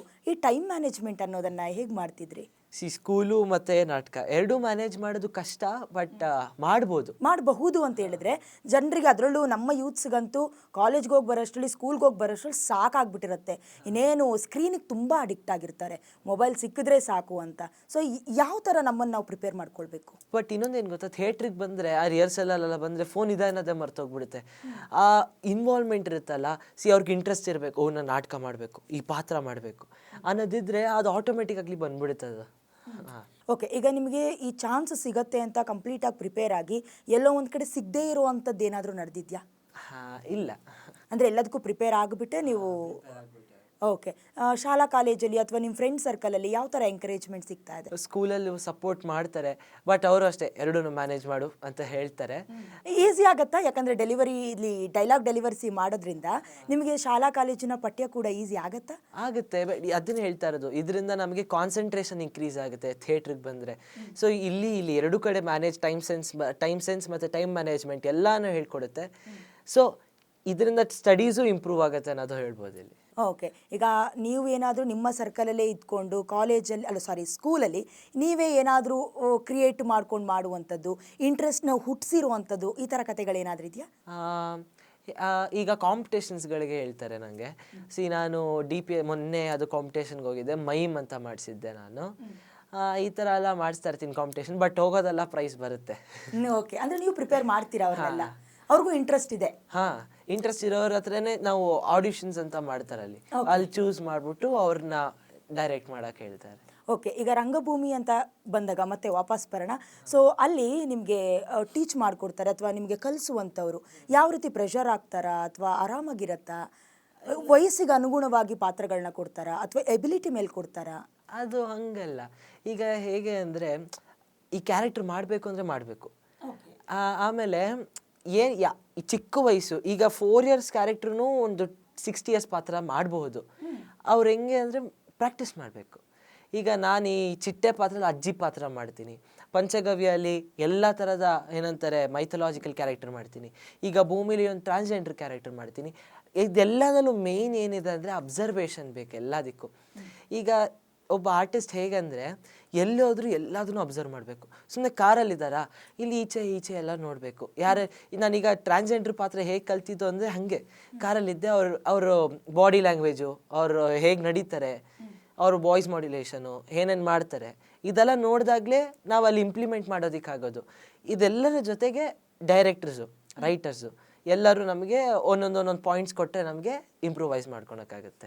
ಓಕೆ, ಈಗ ನೀವು ಮುಂದೆ ಏನಾಗಬೇಕು ಅಂದ್ಕೊಂಡಿದ್ದೀರಾ? ಯಾಕಂದರೆ ಇದರಲ್ಲೇ ಮುಂದುವರಿಬೇಕಾ, ಹೀರೋ ಆಗಬೇಕು ಅನ್ನೋ ಆಸೆ ಇದೆಯಾ? ನಿಮ್ಮ ಒಂದು ಇಂಟ್ರೆಸ್ಟ್ ಯಾವುದ್ರ ಮೇಲಿದೆ? ಮನೆ ಸಪೋರ್ಟ್ ಹೇಗಿದೆ? ಮನೆ ಸಪೋರ್ಟ್ ತುಂಬ. Firstly I would like to thank my parents. ಅಪ್ಪ ಅಮ್ಮಗೆ ನಾನು ಥ್ಯಾಂಕ್ ಮಾಡೋಕ್ಕೆ ಇಷ್ಟಪಡ್ತೀನಿ. ಇದೇ ಥರ ಅಂತ ಹೇಳ್ತಾ ಇದ್ದೀನಿ, ಎಲ್ಲ ಪೇರೆಂಟ್ಸು ಅವ್ರ ಇಂಟ್ರೆಸ್ಟ್ ಏನಿದೆ ಅದ್ರಲ್ಲಿ ಬೀಳಕ್ಕೆ ಬಿಡಿ. ಈಗ ನಮ್ಮ ಅಪ್ಪ ಅಮ್ಮ ನಂಗೆ ಥಿಯೇಟ್ರಲ್ಲಿ ತುಂಬ ಇಂಟ್ರೆಸ್ಟ್ ಇದೆ ಅಂತ ನಂಗೆ ಬಿಡ್ತಾ ಇದ್ದಾರೆ ಥಿಯೇಟ್ರಲ್ಲಿ ಬೆಳೆಯೋದಕ್ಕೆ. ಅದೇ ಥರ ನಿಮ್ಮ ಮಕ್ಕಳಲ್ಲಿ ಏನಿದೆ, ಅವ್ರು ಏನು ಇಂಟ್ರೆಸ್ಟ್ ಇದೆ ಅಂತ ನೋಡಿಬಿಟ್ಟು ಅವ್ರನ್ನ ಅದೇ ಫೀಲ್ಡಲ್ಲಿ ಕಳಿಸಿ. ಥಿಯೇಟ್ರಿಗೆ ಎನಿ ಕಾಸ್ಟ್ ಕಳಿಸ್ಲೇಬೇಕು ನೀವು ಅಂತ ಹೇಳ್ತೀನಿ. ರಾಜನ್ ಜನಕ ಜನಪ್ರಿಯ, ನಾನು ಕಹೋಡರ ಪುತ್ರ. ಸಾಮ್ರಾಜ್ಯವು ಅವರಿಗೆ ಅನ್ಯಾಯವನ್ನು ಮಾಡಿದೆ. ಅವರು ಪಂದ್ಯದಲ್ಲಿ ಸೋತು ಹೋಲದಕ್ಕೆ ಅವರನ್ನು ನೀರಿನಲ್ಲಿ ಮುಳುಗಿಸಿ ಸಾಯಿಸಿ ಬಿಟ್ಟಿದೆ. ಸೋಲಿಗೆ ಸಾವು ಶಿಕ್ಷೆ ಅಲ್ಲ ರಾಜನ್, ಸೋಲೆ ಒಂದು ಶಿಕ್ಷೆ. ಓಕೆ, ಈಗಿನ ಜನ್ರೇಷನಲ್ಲಿ ಏನಂತ ಹೇಳಿದ್ರೆ, ನಾನು ಬೇಗ ಬೆಳೆದು ಬಿಡಬೇಕು, ನಾನು ಬೇಗ ಶೈನ್ ಆಗಬೇಕು ಅಂತ ಒಂದು ಆಸೆ ಇರುತ್ತೆ. ಸೋಷಿಯಲ್ ಮೀಡಿಯಾಗಳು ಕೂಡ ಅದೇ ರೀತಿ ಇದೆ. ಸೊ ಇದಕ್ಕೆ ನೀವು ಯಾವ ರೀತಿ ಪೂರಕವಾಗಿ ಹೇಳ್ತೀರಾ? ಅಂದರೆ ಸೋಷಿಯಲ್ ಮೀಡಿಯಾನೂ ಕೂಡ ನಿಮ್ಮ ರಂಗಭೂಮಿಗೆ ಏನಾದರೂ ಕನೆಕ್ಟ್ ಆಗುತ್ತಾ? ನೀವೇನಾದರೂ ಅದ್ರ ಮೂಲಕ ನಿಮ್ಮನ್ನು ನೀವು ತೋರಿಸ್ಕೊಳ್ಳೋ ಪ್ರಯತ್ನ ಮಾಡಿದ್ದೀರಾ? ಅಂದರೆ ಈಗ ಇನ್ಸ್ಟಾಗ್ರಾಮ್ಗಳಿದ್ದಾವೆ, ಫೇಸ್ಬುಕ್ ಇದೆ, ಬೇಗ ರೀಚ್ ಆಗಿಬಿಡ್ಬೋದು, ಆ ಥರ ಮೈಂಡ್ ಸೆಟ್ ಇದೆಯಾ ನಿಮಗೆ? ಇಲ್ಲ ಯಾವುದ್ರಲ್ಲೂ ಅಷ್ಟೇ. ಈ ನಾಟ್ ಇವನ್ ಇನ್ ರಂಗಭೂಮಿ, ಎಲ್ಲಾದ್ರಲ್ಲೂ ಅಷ್ಟೇ. ತಕ್ಷಣ ಬಂದಿದ ತಕ್ಷಣ ಹಿಟ್ ಆಗೋದಿಲ್ಲ. ಬಟ್ ಅದಕ್ಕೆ ಡೆಡಿಕೇಶನ್, ಸೇಮ್ ಥಿಂಗ್, ಎಲ್ಲ ಬೇಕು, ಕಷ್ಟಪಡಬೇಕು. ಅಟ್ ಸಮ್ ಪಾಯಿಂಟ್ ರೀಚ್ ಆಗ್ತೀವಿ ಗೋಲ್. ಓಕೆ, ಈಗ ಒಂದು ಸಿಚುವೇಶನ್, ನಿಮಗೆ ಎಕ್ಸಾಮ್ ಕೂಡ ಇದೆ, ಸೊ ನಿಮಗೆ ತುಂಬ ಇಷ್ಟ ಇರೋ ಒಂದು ಡ್ರಾಮಾ ಕೂಡ ಇದೆ ಅವತ್ತೆ, ಯಾವುದನ್ನ ಸೆಲೆಕ್ಟ್ ಮಾಡ್ಕೊಳ್ತೀರಾ, ಯಾಕೆ? ಎರಡೂ ಮಾಡ್ತೀನಿ. ಹೇಗೆ ಅಂದರೆ, ನನಗಿದು ಸಿಚುವೇಶನ್ ಆಗಿತ್ತು. ಆ್ಯಕ್ಚುಲಿ ಶೋ ಮುಗಿಸ್ಕೊಂಡು ಹೇಗಿತ್ತು ಅಂದರೆ, ನೆನ್ನೆ ಶೋ ಇತ್ತು, ನಾಳೆ ನನ್ನ ಎಕ್ಸಾಮು. ಟ್ರೈನಲ್ಲಿ ಹೋಗ್ತಾ ಓದ್ಕೊಂಡು ಫುಲ್ಲು, ನೆಕ್ಸ್ಟ್ ಡೇ ಟ್ರೈನಲ್ಲೇ ಸ್ನಾನ ಮಾಡಿ. ಆಗೋದಿಲ್ಲ, ಮ್ಯಾನೇಜ್ ಮಾಡ್ಬೋದಲ್ಲ. ಎಲ್ಲೋದ್ರೂ ಕಾನ್ಸಂಟ್ರೇಷನ್ ಅಷ್ಟೇ ಬೇಕಾಗಿರೋದು. ಅವತ್ತು ಮಾರ್ನಿಂಗ್ಸ್ ಟ್ರೈನಲ್ಲಿ ಸ್ನಾನ ಮಾಡಿ ಎಕ್ಸಾಮ್ ಬರ್ದು, ಬಟ್ ಅದು ಏನಂತಾರೆ ಸ್ಯಾಟಿಸ್ಫ್ಯಾಕ್ಷನ್ ಸಿಗುತ್ತೆ ಅದರಿಂದ. ಸೊ ಡೈಲಿ ರುಟೀನ್ ಹೇಗಿರುತ್ತೆ? ಧ್ಯಾನ ಏನಾದರೂ ಮಾಡ್ತೀರಾ? ಯಾಕಂದ್ರೆ ಇಷ್ಟೊಂದು ಕಾನ್ಸಂಟ್ರೇಟ್ ಕೇವಲ ರಂಗಭೂಮಿಯಿಂದ ಬರುತ್ತೆ ಅಂತ ಹೇಳಿದ್ರೆ ಹೌದಾ ಅಂತ? ಅದು ಕಲಿಸುತ್ತದು, ಆ ಮೆಡಿಟೇಟ್ ಎಲ್ಲ ಮಾಡೋದಿಲ್ಲ ನಾನು, ಅದಂಗೆ ಬರುತ್ತೆ. ಓಕೆ, ಡೈಲಿ ಎಷ್ಟು ಅವರ್ ಇದಕ್ಕೋಸ್ಕರನೇ ಪ್ರಾಕ್ಟೀಸ್ಗೆ ಅಂತ ಹೇಳ್ತೀರಾ? ಡೈಲಿ ಅಂತ ಇಲ್ಲ, ರಿಹರ್ಸಲ್ಸ್ ಆ ಶೋ ಇದೆ ಅಂದಾಗ 1 week 2 week ಮುಂಚೆಯಿಂದ ರಿಹರ್ಸಲ್ ಸ್ಟಾರ್ಟ್ ಮಾಡ್ತೀವಿ ಅಷ್ಟೇ. ಅಂದ್ರೆ ಮೊದಲಿಂದ ಪ್ರಾಕ್ಟೀಸ್ ಆಗಿರೋದ್ರಿಂದ ನಿಮ್ಗೆ ಪ್ಲಸ್ ಆಗ್ತಾ ಹೋಗಿದೆ. ಬಟ್ ಒಂದು ನಾಟಕ ಮಾಡೋದಕ್ಕೆ ಅಂದ್ರೆ ಶೋ ಇದೆ ಅಂದ್ರೆ ಆ ನಾಟಕ ಹೊಸದಾಗಿ ಕ್ರಿಯೇಟ್ ಮಾಡ್ತಾ ಇದಾರಂತೆ, 4 ತಿಂಗಳು ಮುಂಚೆಯಿಂದಾನೇ ಪ್ರಿಪೇರ್ ಮಾಡೋದಕ್ಕೆ ಶುರು ಮಾಡಬೇಕು. ಓಕೆ, ನಿಮಗೆ ಇದೇ ಮಾಡಬೇಕು ಅಥವಾ ಮುಂದಿನ ಆಸೆಗಳು ಅಥವಾ ನಿಮ್ಮ ಒಂದು ಡ್ರೀಮ್ ರೋಲ್ ಇರುತ್ತಲ್ಲ, ಆ ಥರದ್ದು ಯಾವುದಾದ್ರೂ ಇದೆಯಾ? ಡ್ರೀಮ್ ರೋಲ್ ಅಂದ್ರೆ ಇನ್ಸ್ಪಿರೇಷನ್ ಅಥವಾ ಇನ್ಸ್ಪಿರೇಷನ್ ಆದ್ರೂ ಓಕೆ, ಅಥವಾ ಈ ಡ್ರೀಮ್ನ ನಾನು ಮಾಡಿದ್ರೆ ನನಗೊಂದು ಆಸಕ್ತಿ ಅಂತ ಇರುತ್ತಲ್ಲ, ನನ್ನ ಡ್ರೀಮ್ ರೋಲ್ ಏನು ಅಂದರೆ ಅಪ್ಪನ ಹೆಸರು ನಾನು ಪ್ರೌಡ್ ಆಗಿದೆ. ಪೇರೆಂಟ್ಸ್ ಹೆಸರು ನಾನು ಒಂದು ಎಲ್ಲರೂ ನೋಡಿ ನನ್ನ ಹೆಸರು ಗೋಕುಲ್, ಅಪ್ಪ ಇವರು ರಘುನಂದನ್ ಅವ್ರ ಮಗ, ಅವ್ರ ಅಪ್ಪ ಇವರು ಅಂತೆಲ್ಲ ಹೇಳಬೇಕು, ಎಲ್ಲರೂ ಮನೆ ಮಾತಾಗಬೇಕು ಅಂತ ನನ್ನ ಆಸೆ ಅದು. ಸೊ ನನಗೆ ಗೊತ್ತಾಗ್ತಾ ಇದೆ ಅಪ್ಪನೂ ಬಂದಿರೋದು, ಸೊ ಸ್ವಲ್ಪ ಎಮೋಷ್ನಲ್ ಕೂಡ ಆಗ್ತಿರೋದು. ಯಾವ ಥರ ಅವ್ರು ಯಾವ ಥರ ನಿಮ್ಮನ್ನು ಪುಷ್ ಮಾಡ್ತಾರೆ ನಾವು ನೋಡ್ತಾ ಇದ್ದೀವಿ ಯಾವಾಗಲಿಂದನೂ. ಸೊ ಹಾಗಾಗಿ ಯಾವ ಥರ ಪುಷ್ ಸಿಗ್ತಾ ಇದೆ? ಅವ್ರಿಗೂ ಕೆಲವೊಂದಷ್ಟು ಕೆಲಸಗಳಿರ್ತವೆ, ಅದನ್ನು ಬಿಟ್ಟು ಬಂದು ನಿಮಗೆ ಕೊಡುವಂಥ ಆ ಸಪೋರ್ಟಿವ್ ಹೇಗಿದೆ? ತುಂಬ ಸಪೋರ್ಟ್ ಮಾಡ್ತಾರೆ ಅಪ್ಪ ಅಮ್ಮ. ಎಲ್ಲೇ ಹೋದ್ರೂ ಎಲ್ಲ ಏನಂತಾರೆ ಫಾಲೋ ಅಪ್ ಮಾಡ್ತಾರೆ, ಹೇಗಿದೆ ಮಗನೇ. ಈಗ ನಾನು ಅಜ್ಜಿ ಮನೇಲಿ ಓದ್ತಾ ಇರೋದು, ಅಲ್ಲೂ ಅಷ್ಟೇ ದಿನ ಫೋನ್ ಮಾಡಿ ಹೇಗಿದೆಯಾ ಮಗನೇ, ಏನು ಮಾಡ್ತಾಯಿದ್ಯಾ, ಓದ್ತಾ ಇದೆಯಾ. ಅದೇ ಟೈಮ್ ರಿಹರ್ಸಲ್ಸ್ ಬಂದಾಗ ನಾನು ರಿಹರ್ಸಲಿಗೆ ಬಂದು ಪ್ರತಿದಿನ ನಂಗೆ ರಿಹರ್ಸಲ್ ಮಧ್ಯಾಹ್ನ ಊಟ ಬಡಿಸಿ ಎಲ್ಲ ತುಂಬ ಚೆನ್ನಾಗಿ ನೋಡ್ಕೊತಾರೆ. ಥ್ಯಾಂಕ್ ಯು ಅಪ್ಪ, ಥ್ಯಾಂಕ್ ಯು ಅಮ್ಮ ಅಂತ ಹೇಳ್ತೀನಿ. ಸೊ ನೀವು ಒಬ್ಬರೇ ಮಗನ ಅಥವಾ ತಮ್ಮ ಇದ್ದಾರೆ ಅನ್ಸುತ್ತೆ? ಸೊ ಅವರು ಕೂಡ ನಿಮ್ಮ ಜೊತೆ ಜಾಯ್ನ್ ಆಗ್ತಾರಾ? ಹಾಂ, ಅವನು ಜಾಯ್ನ್ ಆಗಿ, ಅವನಿಗೂ ಥಿಯೇಟ್ರಲ್ಲಿ ಇಷ್ಟ. ಅವನು ಏನಂತಾರೆ ಹಾಡಾಡ್ತಾನೆ, ಯಾವ್ದಾದ್ರು ಹಾಡು ಬಂದರೆ ಅವನಿಗೂ ಇಂಟ್ರೆಸ್ಟ್ ಇದೆ, ಬರ್ತಾನೆ ಅವನು. ಓಕೆ, ನೀವು ಸ್ವಲ್ಪ ಎಮೋಷ್ನಲ್ ಆಗ್ತಾ ಇದ್ದೀರಾ ಅಂತ ಅನ್ಸುತ್ತೆ. ಓಕೆ, ಈಗ ಅಪ್ಪನಿಗೋಸ್ಕರ ಏನಾದರೂ ಮಗನ ರೋಲ್ ಬಂದಿರೋದು ಡ್ರಾಮಾದಲ್ಲಿ ತೀರಾ ಎಮೋಷ್ನಲ್ ಆಗಿರೋದು? ಯಾಕಂದರೆ ನಾವು ಏನೇ ಆ್ಯಕ್ಟ್ ಮಾಡಬೇಕು ಅಂತ ಹೇಳಿದ್ರು ನಮ್ಮ ಜೀವನದಲ್ಲಿ ಎಲ್ಲೋ ಒಂದು ಕಡೆ ಅದು ನಡೆದಿರುತ್ತೆ. ಸೊ ಯಾವುದಾದ್ರೂ ಕನೆಕ್ಟ್ ಆಗಿದ್ದಂಥ ಸಿಚುವೇಶನ್ ಇದೆಯಾ? ತುಂಬ ಇದೆ. ಅಂದರೆ ಈಗ ತೇಜಸ್ವಿ, ಈಗ ಅಣ್ಣನ ನೆನಪು ಅಂತ ಒಂದು ನಾಟಕ ಇದೆ. ಅದರಲ್ಲಿ ಹೇಗೆ ಅಂದರೆ ಅದು ತೇಜಸ್ವಿ ಕುವೆಂಪು ಅವ್ರ ಮಗನೇ ಬರೆದಿರೋ ನಾಟಕ ಅದು. ಅದರಲ್ಲೂ ಸೇಮ್ ಸಿಚುವೇಶನ್ ನಮ್ಮದು ಅಪ್ಪ. ಅದು ಹೇಗೆ ಅದ್ರಲ್ಲಿ ಏನೇನು ಸೀನ್ಸ್ ಬರುತ್ತೋ ಅದೇ ಥರ ನಡೆಯುತ್ತೆ ನಮ್ಮ ಮನೇಲಿ. ಯಾವುದಾದ್ರೂ ಹೇಳೋದಾದರೆ? ಫಾರ್ ಎಕ್ಸಾಂಪಲ್ ತೇಜಸ್ವಿ ಅವರು ಏನೋ ಒಂದು ಏನಂತಾರೆ ತಮಾಷೆ ಮಾಡಿರ್ತಾರೆ ಫ್ರೆಂಡ್ಸ್ ಜೊತೆ, ಅದು ಬಂದು ಅಪ್ಪಗೆ ಯಾರೋ ಹೇಳಿರ್ತಾರೆ ಮನೇಲಿ ಉಗಿಸ್ಕೊಳೋದಕ್ಕೆ. ಅಪ್ಪ ಯಾವತ್ತಾದ್ರೂ ಬೈದಿದಾರ ನಿಮ್ಮ ಪಾತ್ರ ನೋಡಿ? ಅಥವಾ ಯಾವಾಗ್ಲೂ ಖಂಡಿತವಾಗ್ಲೂ ಯಾವಾಗ್ಲೂ ನಮ್ಮನ್ನ ಪ್ರೈಡ್ ಮಾಡೋದಿಲ್ಲ, ಬೈತಾರೆ? ಯಾವ ಥರ ಬೈತಾರೆ ನಿಮಗೆ ಅಂತ? ಸೊ ಬೈದಿದಂದ್ರೆ ಹೇಗಾಗಿತ್ತು ಅಂದರೆ NSD national school of drama ಡೆಲ್ಲಿಲಿ ಏನಾಯಿತು ಅಂದರೆ ಅಲ್ಲಿ ಟೈಮಿಂಗ್ ಅಂದರೆ ಟೈಮಿಂಗು ನಾನು 10 ನಿಮಿಷ ಲೇಟ್ ಮಾಡಿಬಿಟ್ಟೆ. ಅಂದರೆ ನಾಟಕ ಮುಗಿಸೋದು ಲೇಟ್ ಮಾಡಿಬಿಟ್ಟೆ. ಅವತ್ತು ಫುಲ್ ಜೋರಾಗಿ ಬೈಸ್ಕೊಂಡೆ. ಯಾವತ್ತು ಏನಾದ್ರು ಮಿಸ್ಟೇಕ್ ಮಾಡ್ಕೊಂಡಿದ್ದಕ್ಕೂ ಬೈಸ್ಕೊಂಡಿದ್ದೀನಿ. ಬಟ್ ಅದೇ ಟೈಮ್ಗೆ ನಾನು ಏನಾದ್ರು ಚೆನ್ನಾಗಿ ಮಾಡಿದ್ರೆ ಎಕ್ಸ್ಟ್ರಾ ಲವ್ ಕೊಟ್ಟು ಚೆನ್ನಾಗಿ ಮಾಡಿದೆ ಅಂತ ಹೇಳ್ತಾರೆ. ಅಂದರೆ ಡ್ರಾಮಾ ಅಂತ ಹೇಳಿದ್ರೆ ಇಷ್ಟೇ ಹೊತ್ತಿಗೆ ಮುಗಿಬೇಕು ಅನ್ನೋ ರೂಲ್ಸ್ ಕೂಡ ಇದೆಯಾ? ಮುಗಿಬೇಕು ಅಂತ ಅಲ್ಲ, ಅಂದರೆ 1 or 10 minutes ಇಂದ 1 or 10 minutes ಬರಬೇಕು. ಜಾಸ್ತಿ ಆದರೆ ಡ್ರ್ಯಾಗು ಮಾಡೋ ಹಾಗೆ ಲ್ಯಾಗ್ ಆಗುತ್ತೆ. ಓಕೆ, ನಿಮ್ಮ ಸ್ಕೂಲಲ್ಲಿ ಆಗಿರಬಹುದು ಅಥವಾ ನಿಮಗೆ ನಡೀತಾ ಇರುವಂಥ ಈ ಡ್ರಾಮಾ ಎಲ್ಲ ಮಾಡ್ತಾರಲ್ಲ ಆ ಜಾಗದ ಆಗಿರ್ಬೋದು, ಏನಾದರೂ ನಿಮಗೆ ತೀರಾ ಅದಕ್ಕೇನು ಹೇಳ್ತಾರೆ, ನಿಮ್ಗೆ ಬೇಜಾರು ಮಾಡುವಂಥದ್ದು, ಹ್ಯುಮಿಲೇಟಿಂಗ್ ಮಾಡುವಂಥದ್ದು, ಆ ಥರದ್ದು ಏನಾದರೂ ಆಗಿದೆಯಾ? ಅದೇ ಈಗ ಹೇಳಿದ್ನಲ್ಲ ಅವಾಗಲೇ. ಫಾರ್ ಎಕ್ಸಾಂಪಲ್ ಈಗ ನಾನು ಈ ಭೂಮಿಯಲ್ಲಿ ಟ್ರಾನ್ಸ್ಜೆಂಡರ್ ಪಾತ್ರ ಮಾಡಿದೆ, ಇವನೇನಪ್ಪ ಹುಡುಗಿರ ಪಾತ್ರ ಮಾಡ್ತಾನೆ ಅಂತೆಲ್ಲ ಹೇಳ್ತಾರೆ. ಸಿ ಎವ್ರಿ ಒಂದು ಕ್ಯಾರೆಕ್ಟರ್ ಮಾಡೋದಿದ್ರೆ that's an good opportunity. Miss ಮಾಡೋದು ಮುಂದೆ ಸಿಗ್ಬೋದು, ಇಲ್ಲಾಂದರೆ ಸಿಗ್ದಿಲ್ದೇನೋ ಇರ್ಬೋದು. ಸೊ ಒಂದು ಕ್ಯಾರೆಕ್ಟ್ರಾಗಿ ನೋಡಬೇಕು ಹೊರತು ಬೇರೆದಾಗಿ ನೋಡಬಾರ್ದು. ಸೊ ಇದನ್ನ ನಾನು ಯಾರ್ಯಾರು ಮಾತಾಡ್ತಾರೆ ಅದನ್ನ ಅವ್ರಿಗೆ ಹೇಳೋಕ್ಕೆ ಇಷ್ಟಪಡ್ತೀನಿ. ಅದನ್ನು ನೀವು ಹೆಂಗೆ ತಗೊಳ್ತೀರಾ ಅದನ್ನು? ಈಗ ಫಾರ್ ಎಕ್ಸಾಂಪಲ್ ನಾನೇನೋ ಬಂದು ನಿಮಗೆ ತುಂಬ ಬೇಜಾರಾಗೋ ಥರ ಕಿಡ್ ಮಾಡಿಬಿಟ್ಟೆ ಅಂತ ಇಟ್ಕೊಳ್ಳಿ, ಹೆಂಗೆ ತಗೊಳ್ತೀರಾ? ಸ್ಪೋರ್ಟಿವ್ ಆಗಿ ತಗೋಬೇಕು. ಅದನ್ನ ನಾನು ಪ್ರೂವ್ ಮಾಡಬೇಕು, ರಾಂಗಾಗಿ ಪ್ರೂವ್ ಮಾಡ್ಬೇಕು ನಾನು ಅದನ್ನು ತಗೊಂಡು ನೀವೇನು ಹೇಳ್ತೀರಲ್ಲ, ಈಗ ನೀವೇನು ಹೇಳ್ತೀರಾ ಅದನ್ನು ನಾನು ಅದ್ರ ನೆಕ್ಸ್ಟ್ ಲೆವೆಲ್ಗೆ ಹೋಗ್ಬಿಟ್ಟು ಅದನ್ನು ಪ್ರೂವ್ ಮಾಡಿ ಮತ್ತೆ ನಿಮಗೆ ಬಂದು ಹೇಳ್ತೀನಿ ನಾನು. ಅಷ್ಟೇ ಮಾಡಿ ಸೇಮ್ ಅದೇ ಕ್ಯಾರೆಕ್ಟರ್ ಆದರೂ ಪರವಾಗಿಲ್ಲ, ಪ್ರೂವ್ ಮಾಡಿ ತೋರಿಸ್ಲೇಬೇಕು ಅಂತ.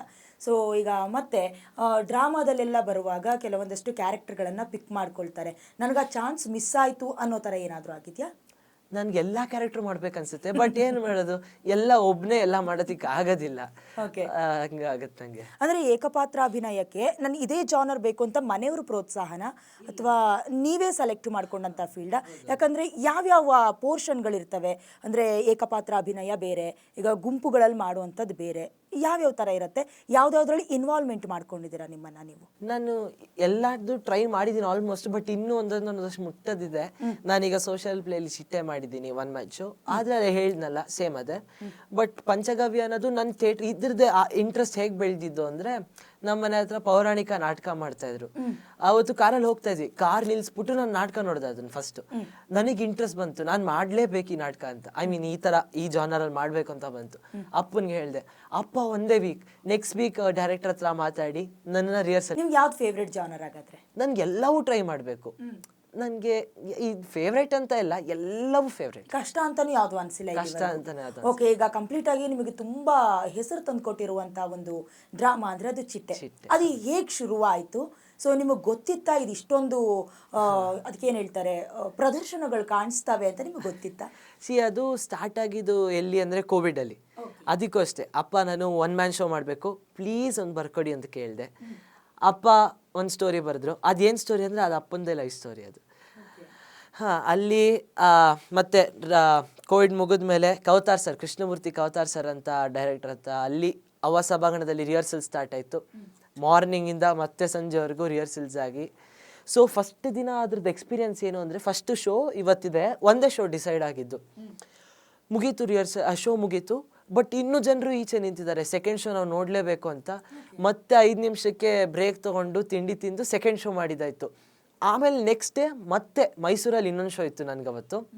ಅಲ್ಲಿ ಮಾಡಿದಾಗ ನನಗೆ ಎಕ್ಸ್ಪೀರಿಯನ್ಸ್ ಏನಾಯಿತು ಅಂದರೆ, ಒಬ್ಬರು ಅಜ್ಜಿ ಶೋ ಮುಗಿದ ಮೇಲೆ ಅದು ಫಸ್ಟು ಸೀನ್ ಬರುತ್ತೆ.